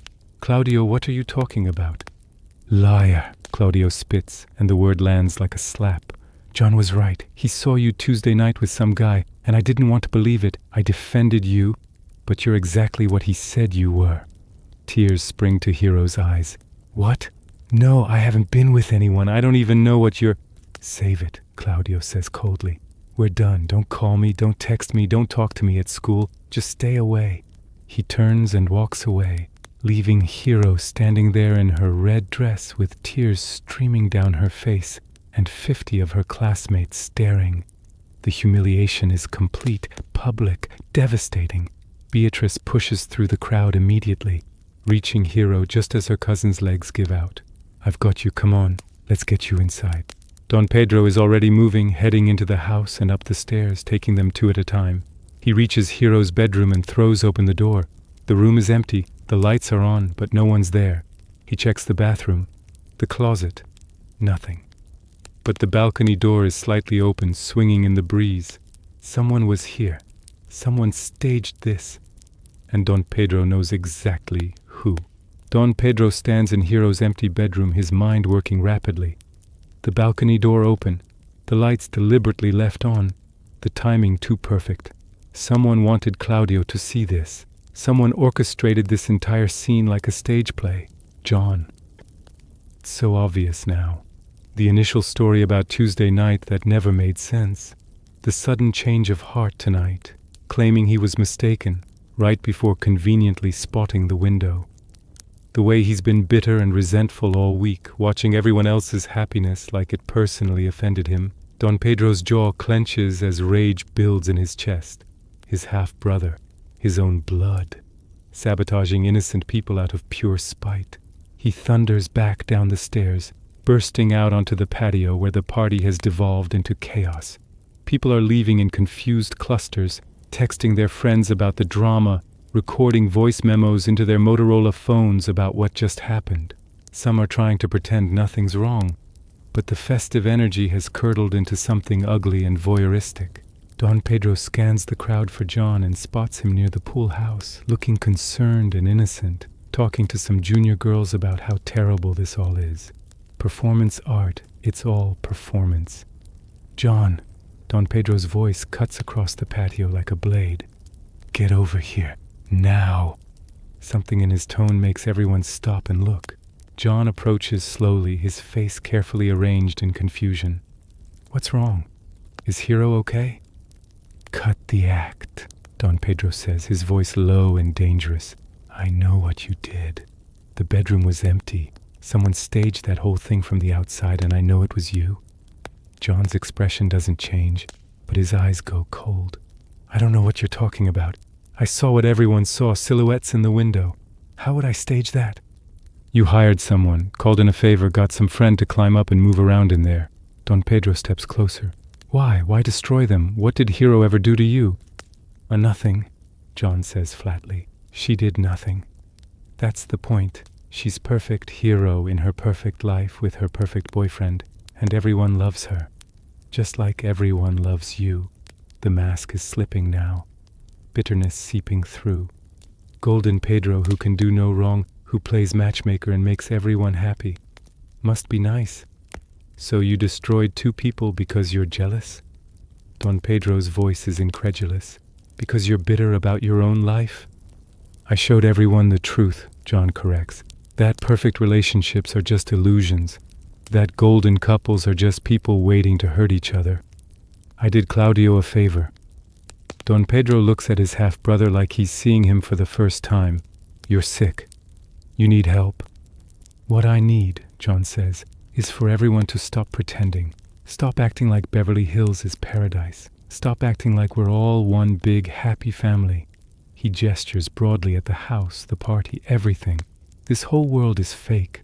I just exposed it. Get out, Don Pedro says quietly. Get out of this house, get your stuff from the pool house, and leave. I don't want to see you again. John laughs, a sharp, bitter sound. Going to run to Daddy? Tell him what bad John did this time. Get me cut off from the trust fund. I don't need to tell him anything. You've done it to yourself. Don Pedro turns away, dismissing him. You're not my brother anymore. The words hit John harder than he expected. For a moment, something like pain flashes across his face, but then it hardens into familiar resentment, and he turns and walks into the pool house without another word. Inside the main house, Beatrice has gotten Hero upstairs and into her bathroom, helping her out of the red dress and into soft pajamas, wiping away mascara-streaked tears. Hero is sobbing, deep, wrenching sobs that shake her whole body. The kind of crying that comes from public humiliation and heartbreak mixed together. I didn't do anything, Hero keeps saying. I wasn't in my room. I've been downstairs all night. Why would he think that? Why would he believe I would cheat on him? Because someone made him believe it, Beatrice says grimly, her protective instincts in full force. Someone manipulated him. This wasn't your fault. Everyone saw. Everyone thinks I'm... Hero can't even finish the sentence. Everyone who matters will know the truth, Beatrice promises. And Claudio will realize he made a terrible mistake. He'll come crawling back, and you'll decide whether or not to forgive him. I won't, Hero says with sudden ferocity through her tears. He didn't even let me explain. He just believed the worst of me immediately. Called me a liar in front of everyone. I loved him, and he... Her voice breaks again. Beatrice holds her cousin tightly, fury burning in her chest. Someone did this deliberately. Someone hurt Hero on purpose. And when she finds out who, there will be hell to pay. There's a soft knock on the door. Beatrice opens it to find Benedick standing there, his face troubled. Is she okay? Does she look okay? Beatrice snaps, then softens. Sorry. No, she's not okay. Don Pedro figured it out. It was John. He set the whole thing up, hired someone to make it look like Hero was in her room. Benedick glances past Beatrice to where Hero sits on her bed looking small and broken. It was a setup. Claudio was played. Beatrice processes this, her rage finding a target. Where is John now? Leaving, Don Pedro kicked him out. Benedick pauses. Look, I know the timing is terrible, but I wanted to check on you. Make sure you're all right. Something in Beatrice's chest shifts. He came to check on her, even in the middle of this chaos. even when their date plans are obviously cancelled. He's thinking about her well-being. "I'm fine," she says. "Hero needs me right now." "I know, Benedick looks uncharacteristically uncertain. "If you need anything, if she needs anything, I'm here." Their eyes meet, and Beatrice feels that same electric connection from earlier, intensified now by crisis. "Thank you," she says quietly. "Really?" "Rain check?" Benedick asks. "On that date?" "Rain check," Beatrice confirms. He leaves, and Beatrice returns to Hero, who's watching her with red-rimmed eyes. "You two are going to be good together," Hero says softly. "At least something good can come from this disaster." "You're going to be good too," Beatrice promises. "I don't know how yet, but you will be." Outside, the party has completely dissolved. Cars are pulling away, taillights disappearing down the long driveway. Don Pedro is overseeing the cleanup with Maria, both of them working in grim silence. The string lights still twinkle cheerfully, completely at odds with the emotional wreckage scattered across the patio. Claudio sits alone in his Jeep in the driveway, his hands gripping the steering wheel but not starting the engine. His face is a battlefield of emotions: anger, hurt, doubt. Something Don Pedro said is working its way through his brain. The room was empty. Someone staged it. But he accused Hero publicly, called her a liar, broke her heart in front of everyone if he was wrong. No, he can't think about that right now. The image is too vivid. Those silhouettes in the window, the way they moved together. He trusted John's story. John wouldn't lie about something like that, would he?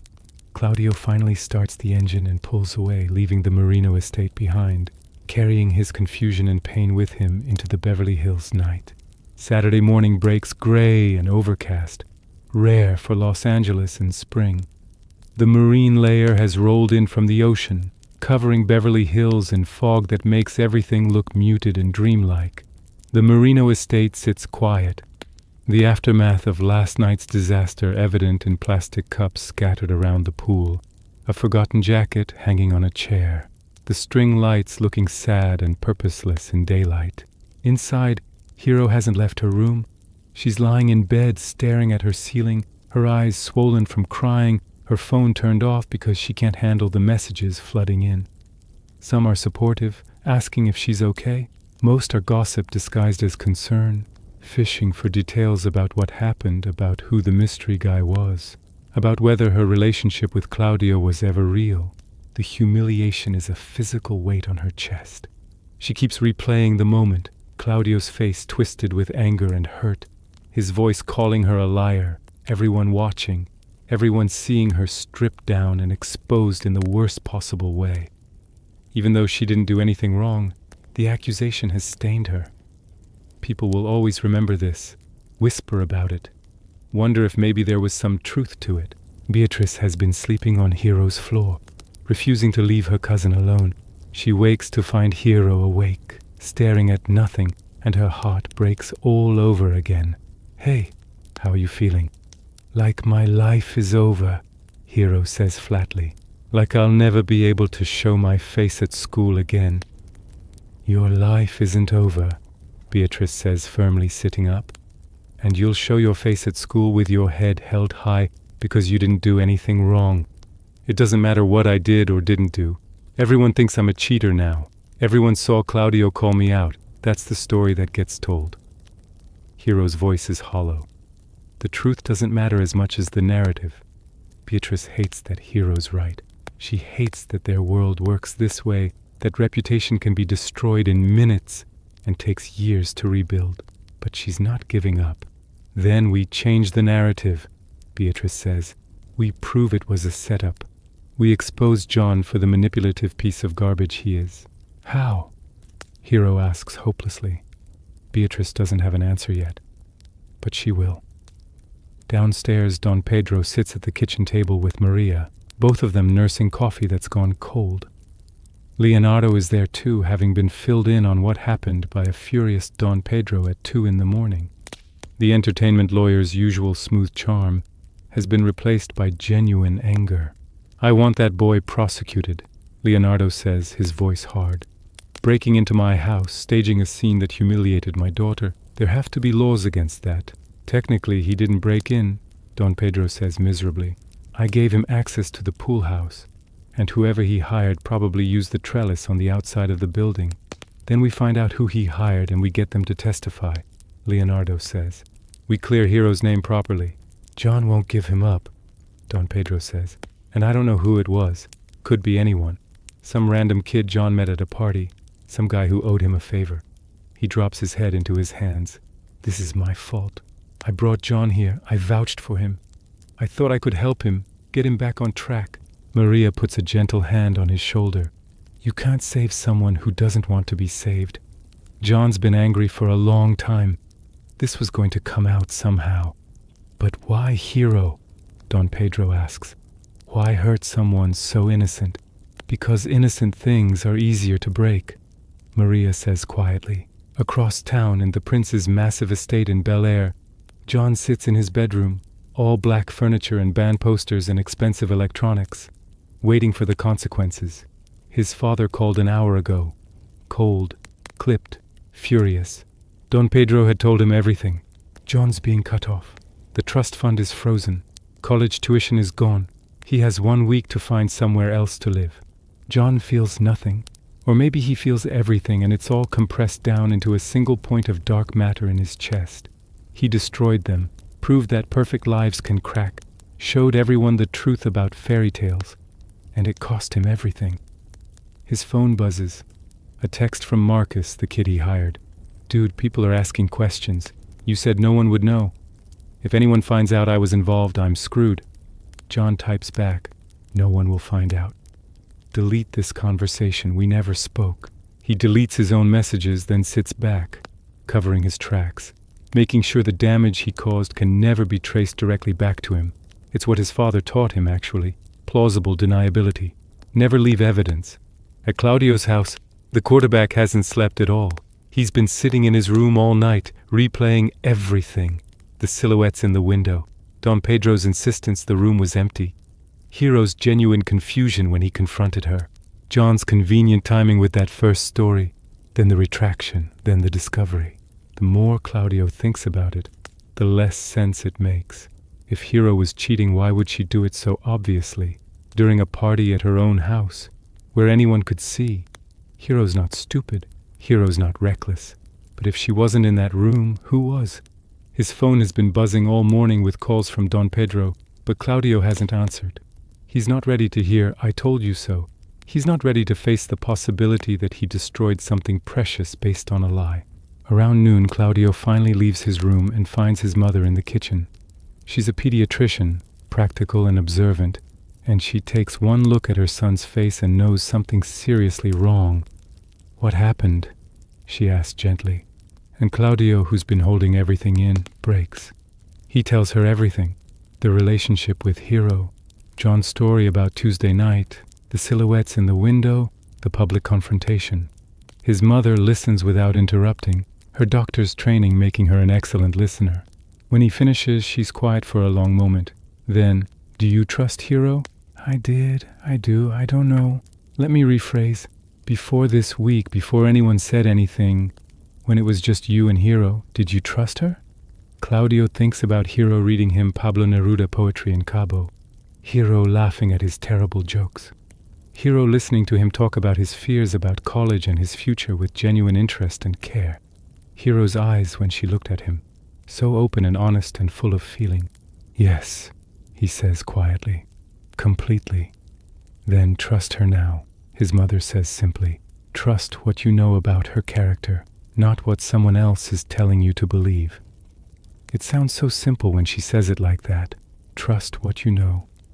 And what Claudio knows is that Hero is genuine, that she's incapable of that kind of deception, that everything about this situation has been wrong from the start.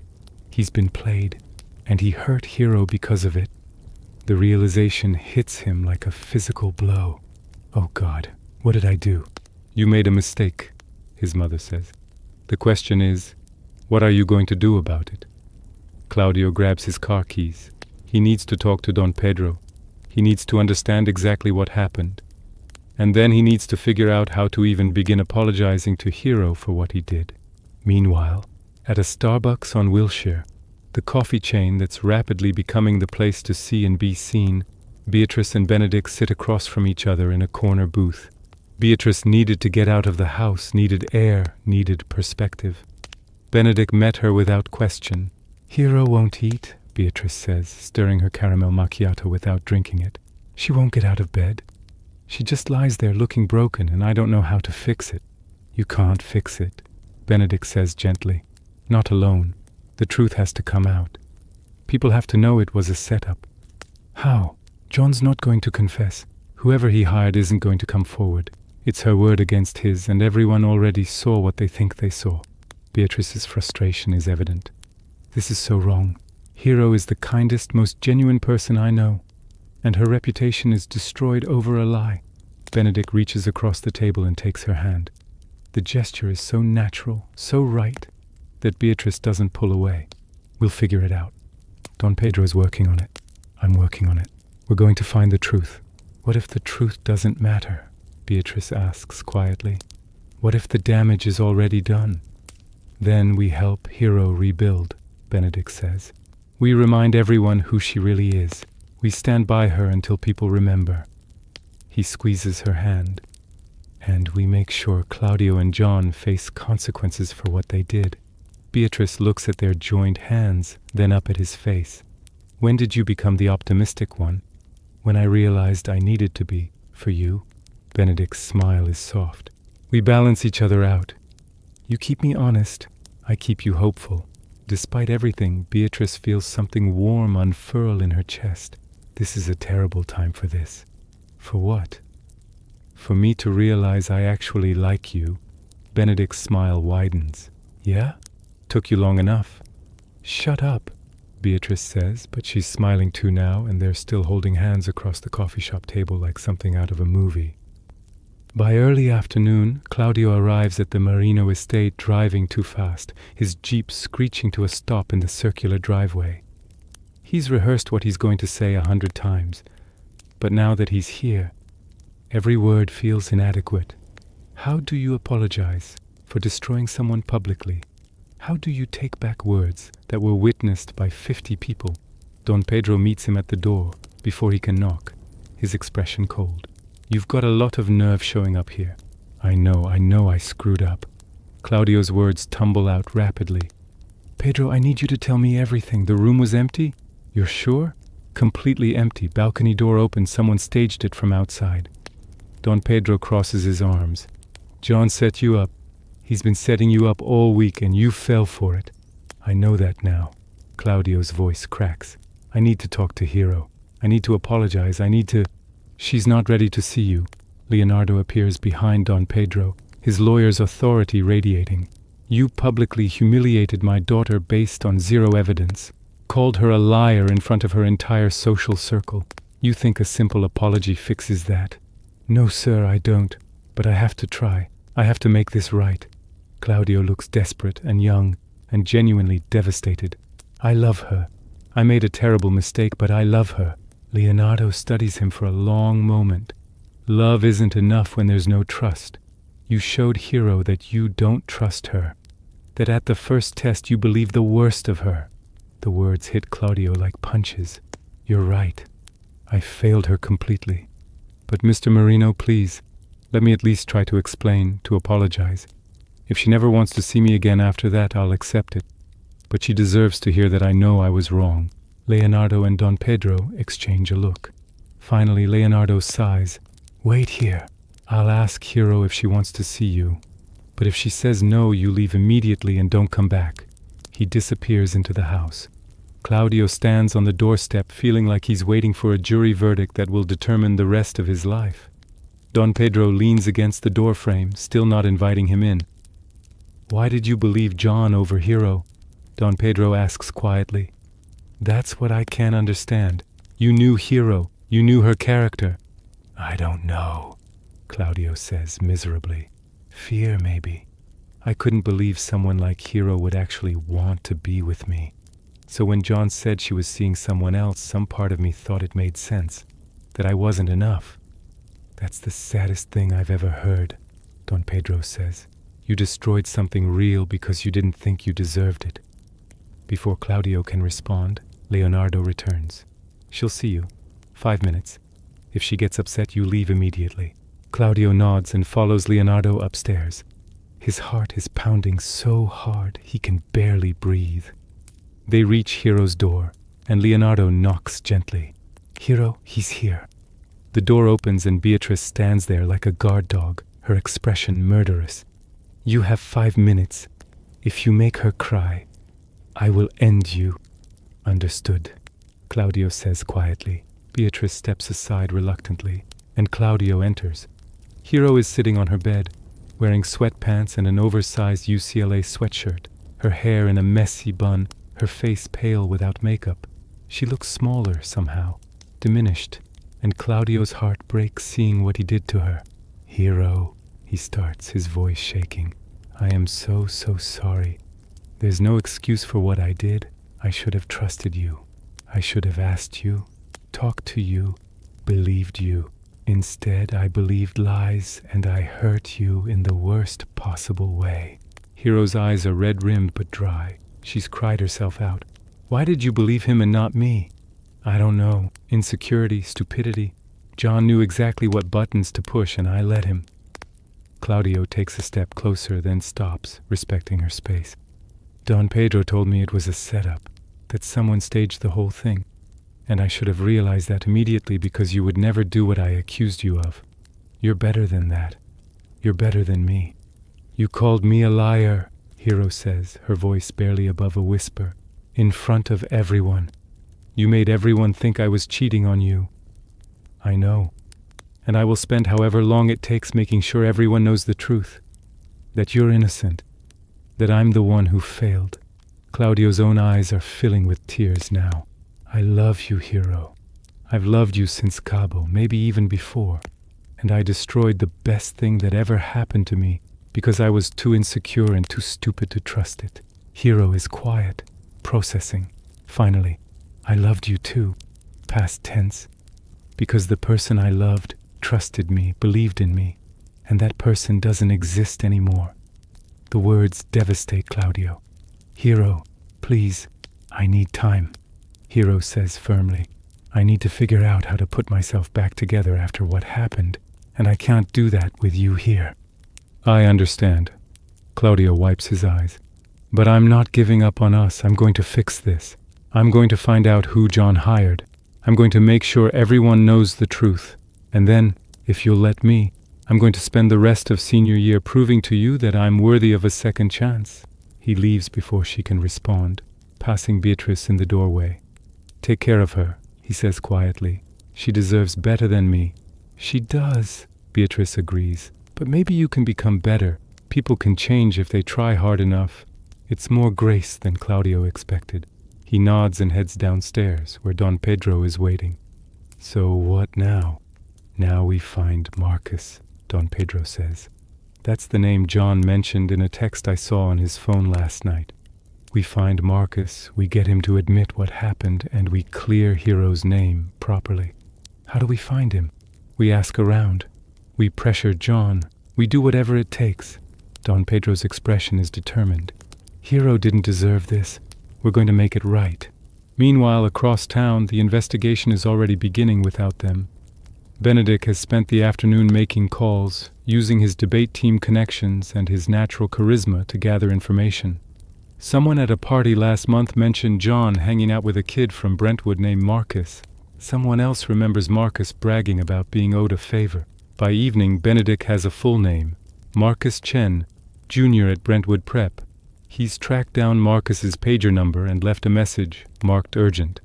Now he's waiting for a callback, sitting in his Porsche outside the Marino estate, drumming his fingers on the steering wheel. His phone rings. This is Marcus. Who's this? My name's Benedick Atcher. I'm calling about Friday night, about Hiro Marino's bedroom window. Silence on the other end. Then, I don't know what you're talking about. Yes, you do.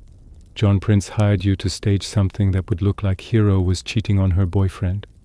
You climbed up to her balcony, turned on the lights, moved around to create silhouettes. Benedick keeps his voice steady, authoritative. I'm not calling to get you in trouble. I'm calling because an innocent girl's reputation is destroyed, and you can fix that. I can't. John said if I talked, he'd what? John's got no power anymore. He's been cut off from his family. He can't hurt you. But you know what can hurt you? Being an accomplice to what amounts to defamation and harassment. Hero's dad is a lawyer, Marcus, a very good one, and he's angry. More silence. Benedick can hear Marcus breathing, weighing his options. If I tell the truth, nothing happens to me. I can't promise that, but I can promise it'll be worse if you don't. Benedick softens his tone. Look, you made a mistake. You helped someone do something cruel, but you can make it right. You can tell the truth and clear an innocent person's name. Isn't that worth something? A long pause. Then, okay, I'll tell. But I want it in writing that I cooperate. That I came forward voluntarily. Done. Can you come to the Marino estate tomorrow? Tell your story in front of witnesses? Yeah, I can do that. Benedick hangs up and immediately calls Don Pedro. I found him. He's going to talk. Tomorrow we clear Hero's name. Sunday afternoon, the Marino estate's living room has been transformed into something resembling a courtroom. Leonardo sits in his favorite leather chair, his lawyer mode fully activated. Hero is on the couch with Beatrice beside her, holding her hand for support. Don Pedro and Claudio stand near the fireplace, both looking tense. Benedick is by the window, watching the driveway for Marcus's arrival. Maria has made lemonade and set out cookies, because even in crisis, hospitality matters. The juxtaposition of domestic normalcy and the gravity of what's about to happen creates a surreal atmosphere. A silver Honda pulls up outside. Benedick straightens. He's here. Marcus Chen is exactly what you'd expect from a Brentwood Prep junior. Expensive haircut, nervous energy, designer sneakers that probably cost more than most people's rent. He enters the living room looking like he'd rather be anywhere else, his eyes darting around at all the faces watching him. Marcus, Leonardo says, his voice professionally neutral. Thank you for coming. Please sit down. Marcus perches on the edge of an ottoman, his knee bouncing nervously. I want to say first that I didn't know this would go so far. John said it was just a prank, that no one would really get hurt. Tell us what happened, Leonardo instructs. From the beginning. Marcus takes a shaky breath. I met John at a party in March. We weren't really friends, but we talked a few times. Then I got in some trouble. Vandalism charge, stupid stuff, and John's family lawyer got me out of it. John said I owed him. And he called in the favor Friday night. Don Pedro prompts. Yeah, he called Thursday, said he needed help with something. Said there was this girl who'd been leading on his friend, playing games, and he wanted to expose her. Make her boyfriend see what she was really like. Marcus looks at Hero, guilt written across his face. He made it sound like you were the bad guy, like you deserved it. What exactly did he ask you to do? Leonardo continues. Show up at the party around 10 o'clock, climb the trellis to the second-floor balcony. He'd leave the door unlocked, go into the bedroom, turn on the lights, move around near the window for a few minutes, make it look like someone was up there. Then leave the same way I came. Marcus's voice is small. He said it would just be funny, that people would talk about it, but nothing serious would happen. Except something serious did happen, Beatrice says, her voice hard. My cousin was publicly accused of cheating. Her reputation was destroyed. She's been too humiliated to leave her room for 2 days. I know, I'm sorry. I'm really, really sorry.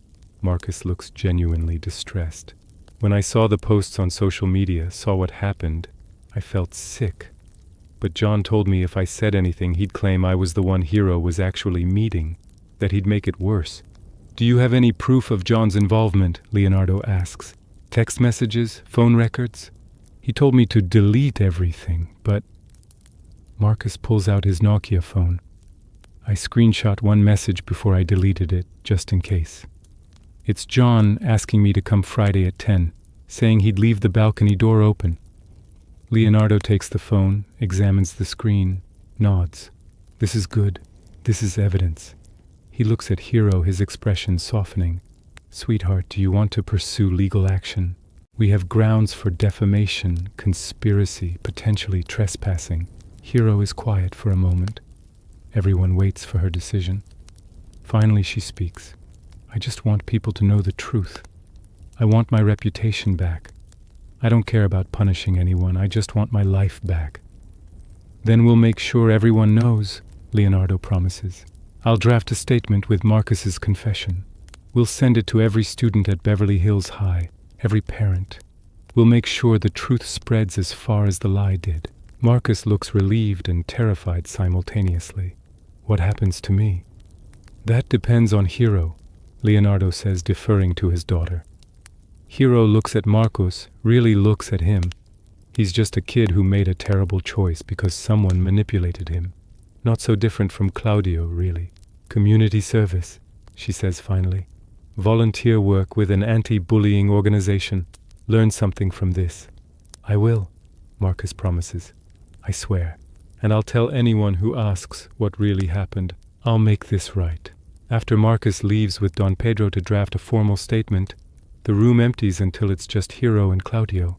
Beatrice has tactfully retreated to give them privacy, though she's probably listening from the hallway.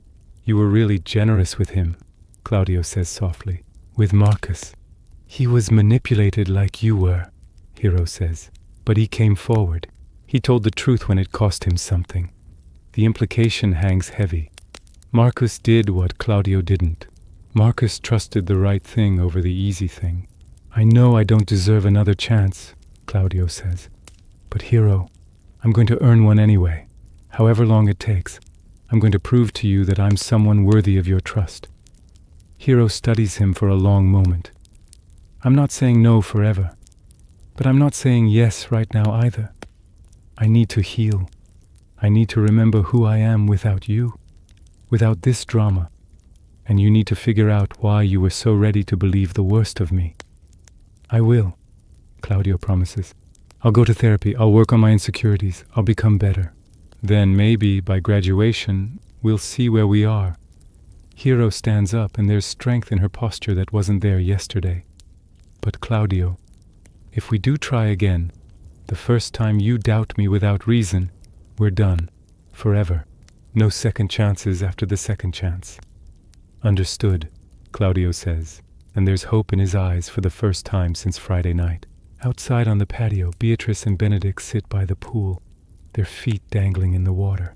The sun is setting, painting the sky in shades of orange and pink, the smog creating an accidentally beautiful canvas. So, Benedick says, crisis averted. Hero's name gets cleared. Truth prevails. Very Hollywood ending. Thanks to you, Beatrice says, bumping his shoulder with hers. You found Marcus. You convinced him to come forward. You're kind of a hero. Please, I can't handle you complimenting me. It feels wrong, unnatural. But Benedick is smiling. Next you'll be saying you actually like me. I already said that, remember? At the coffee shop. Say it again. I want to make sure I didn't hallucinate it. Beatrice rolls her eyes, but she's smiling too. Fine. Benedick Atcher, I like you. You're intelligent and funny, and surprisingly compassionate when you're not performing for an audience.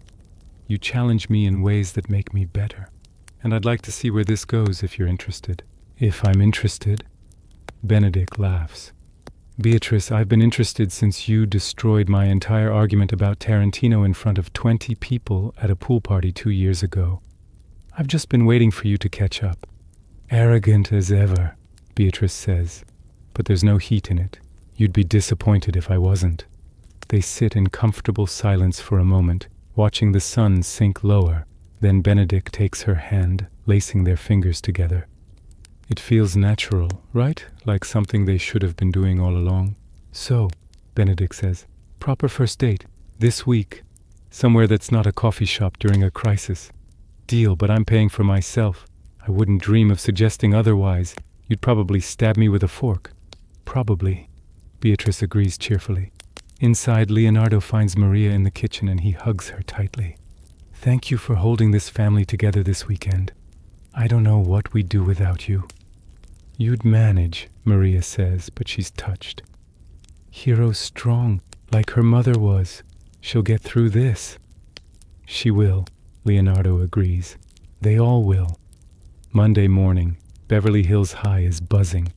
The statement has gone out, Leonardo's carefully worded letter, explaining what happened, Marcus's confession, John's manipulation.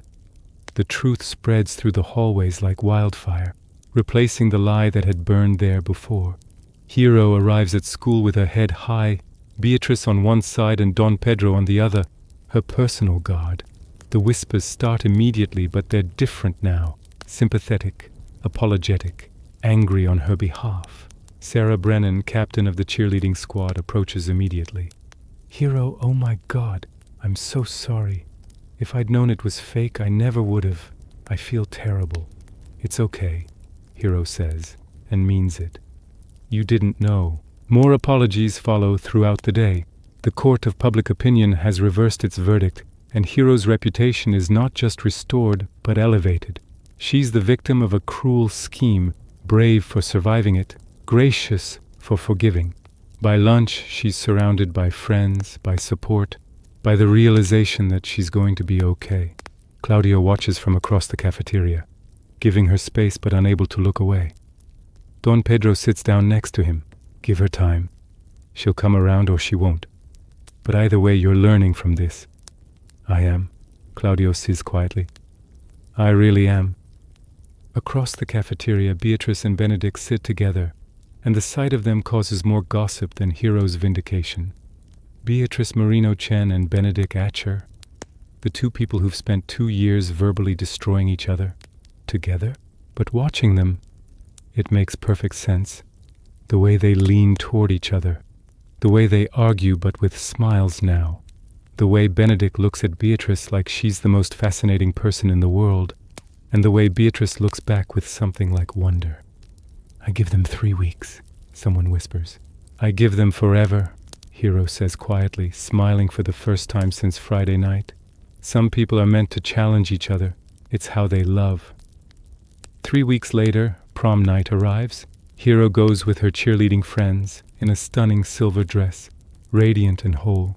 Claudio watches her dance from across the room, patient, waiting, becoming better. Beatrice and Benedick arrive together, and they dance like people who've finally stopped fighting fate. They argue about the music selection, about the theme decorations, about whether the punch is too sweet, but they're holding hands the whole time. This is ridiculous, Beatrice says, but she's smiling.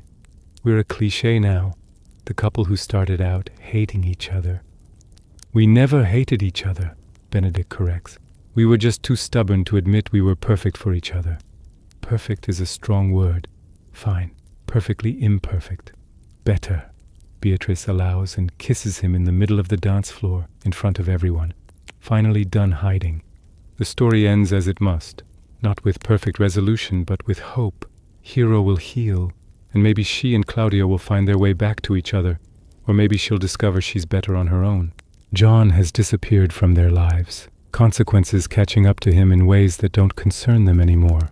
Don Pedro has learned that not everyone can be saved. Marcus is doing his community service, learning about the weight of choices. And Beatrice and Benedick? They're writing their own story now, one argument and one kiss at a time, proving that sometimes the person who drives you crazy is the same person who makes you whole. Much ado about Beverly Hills, indeed. But in the end, the truth won. Love survived. And spring turned to summer in California, as it always does, with sunshine and possibility, and the promise of better days ahead.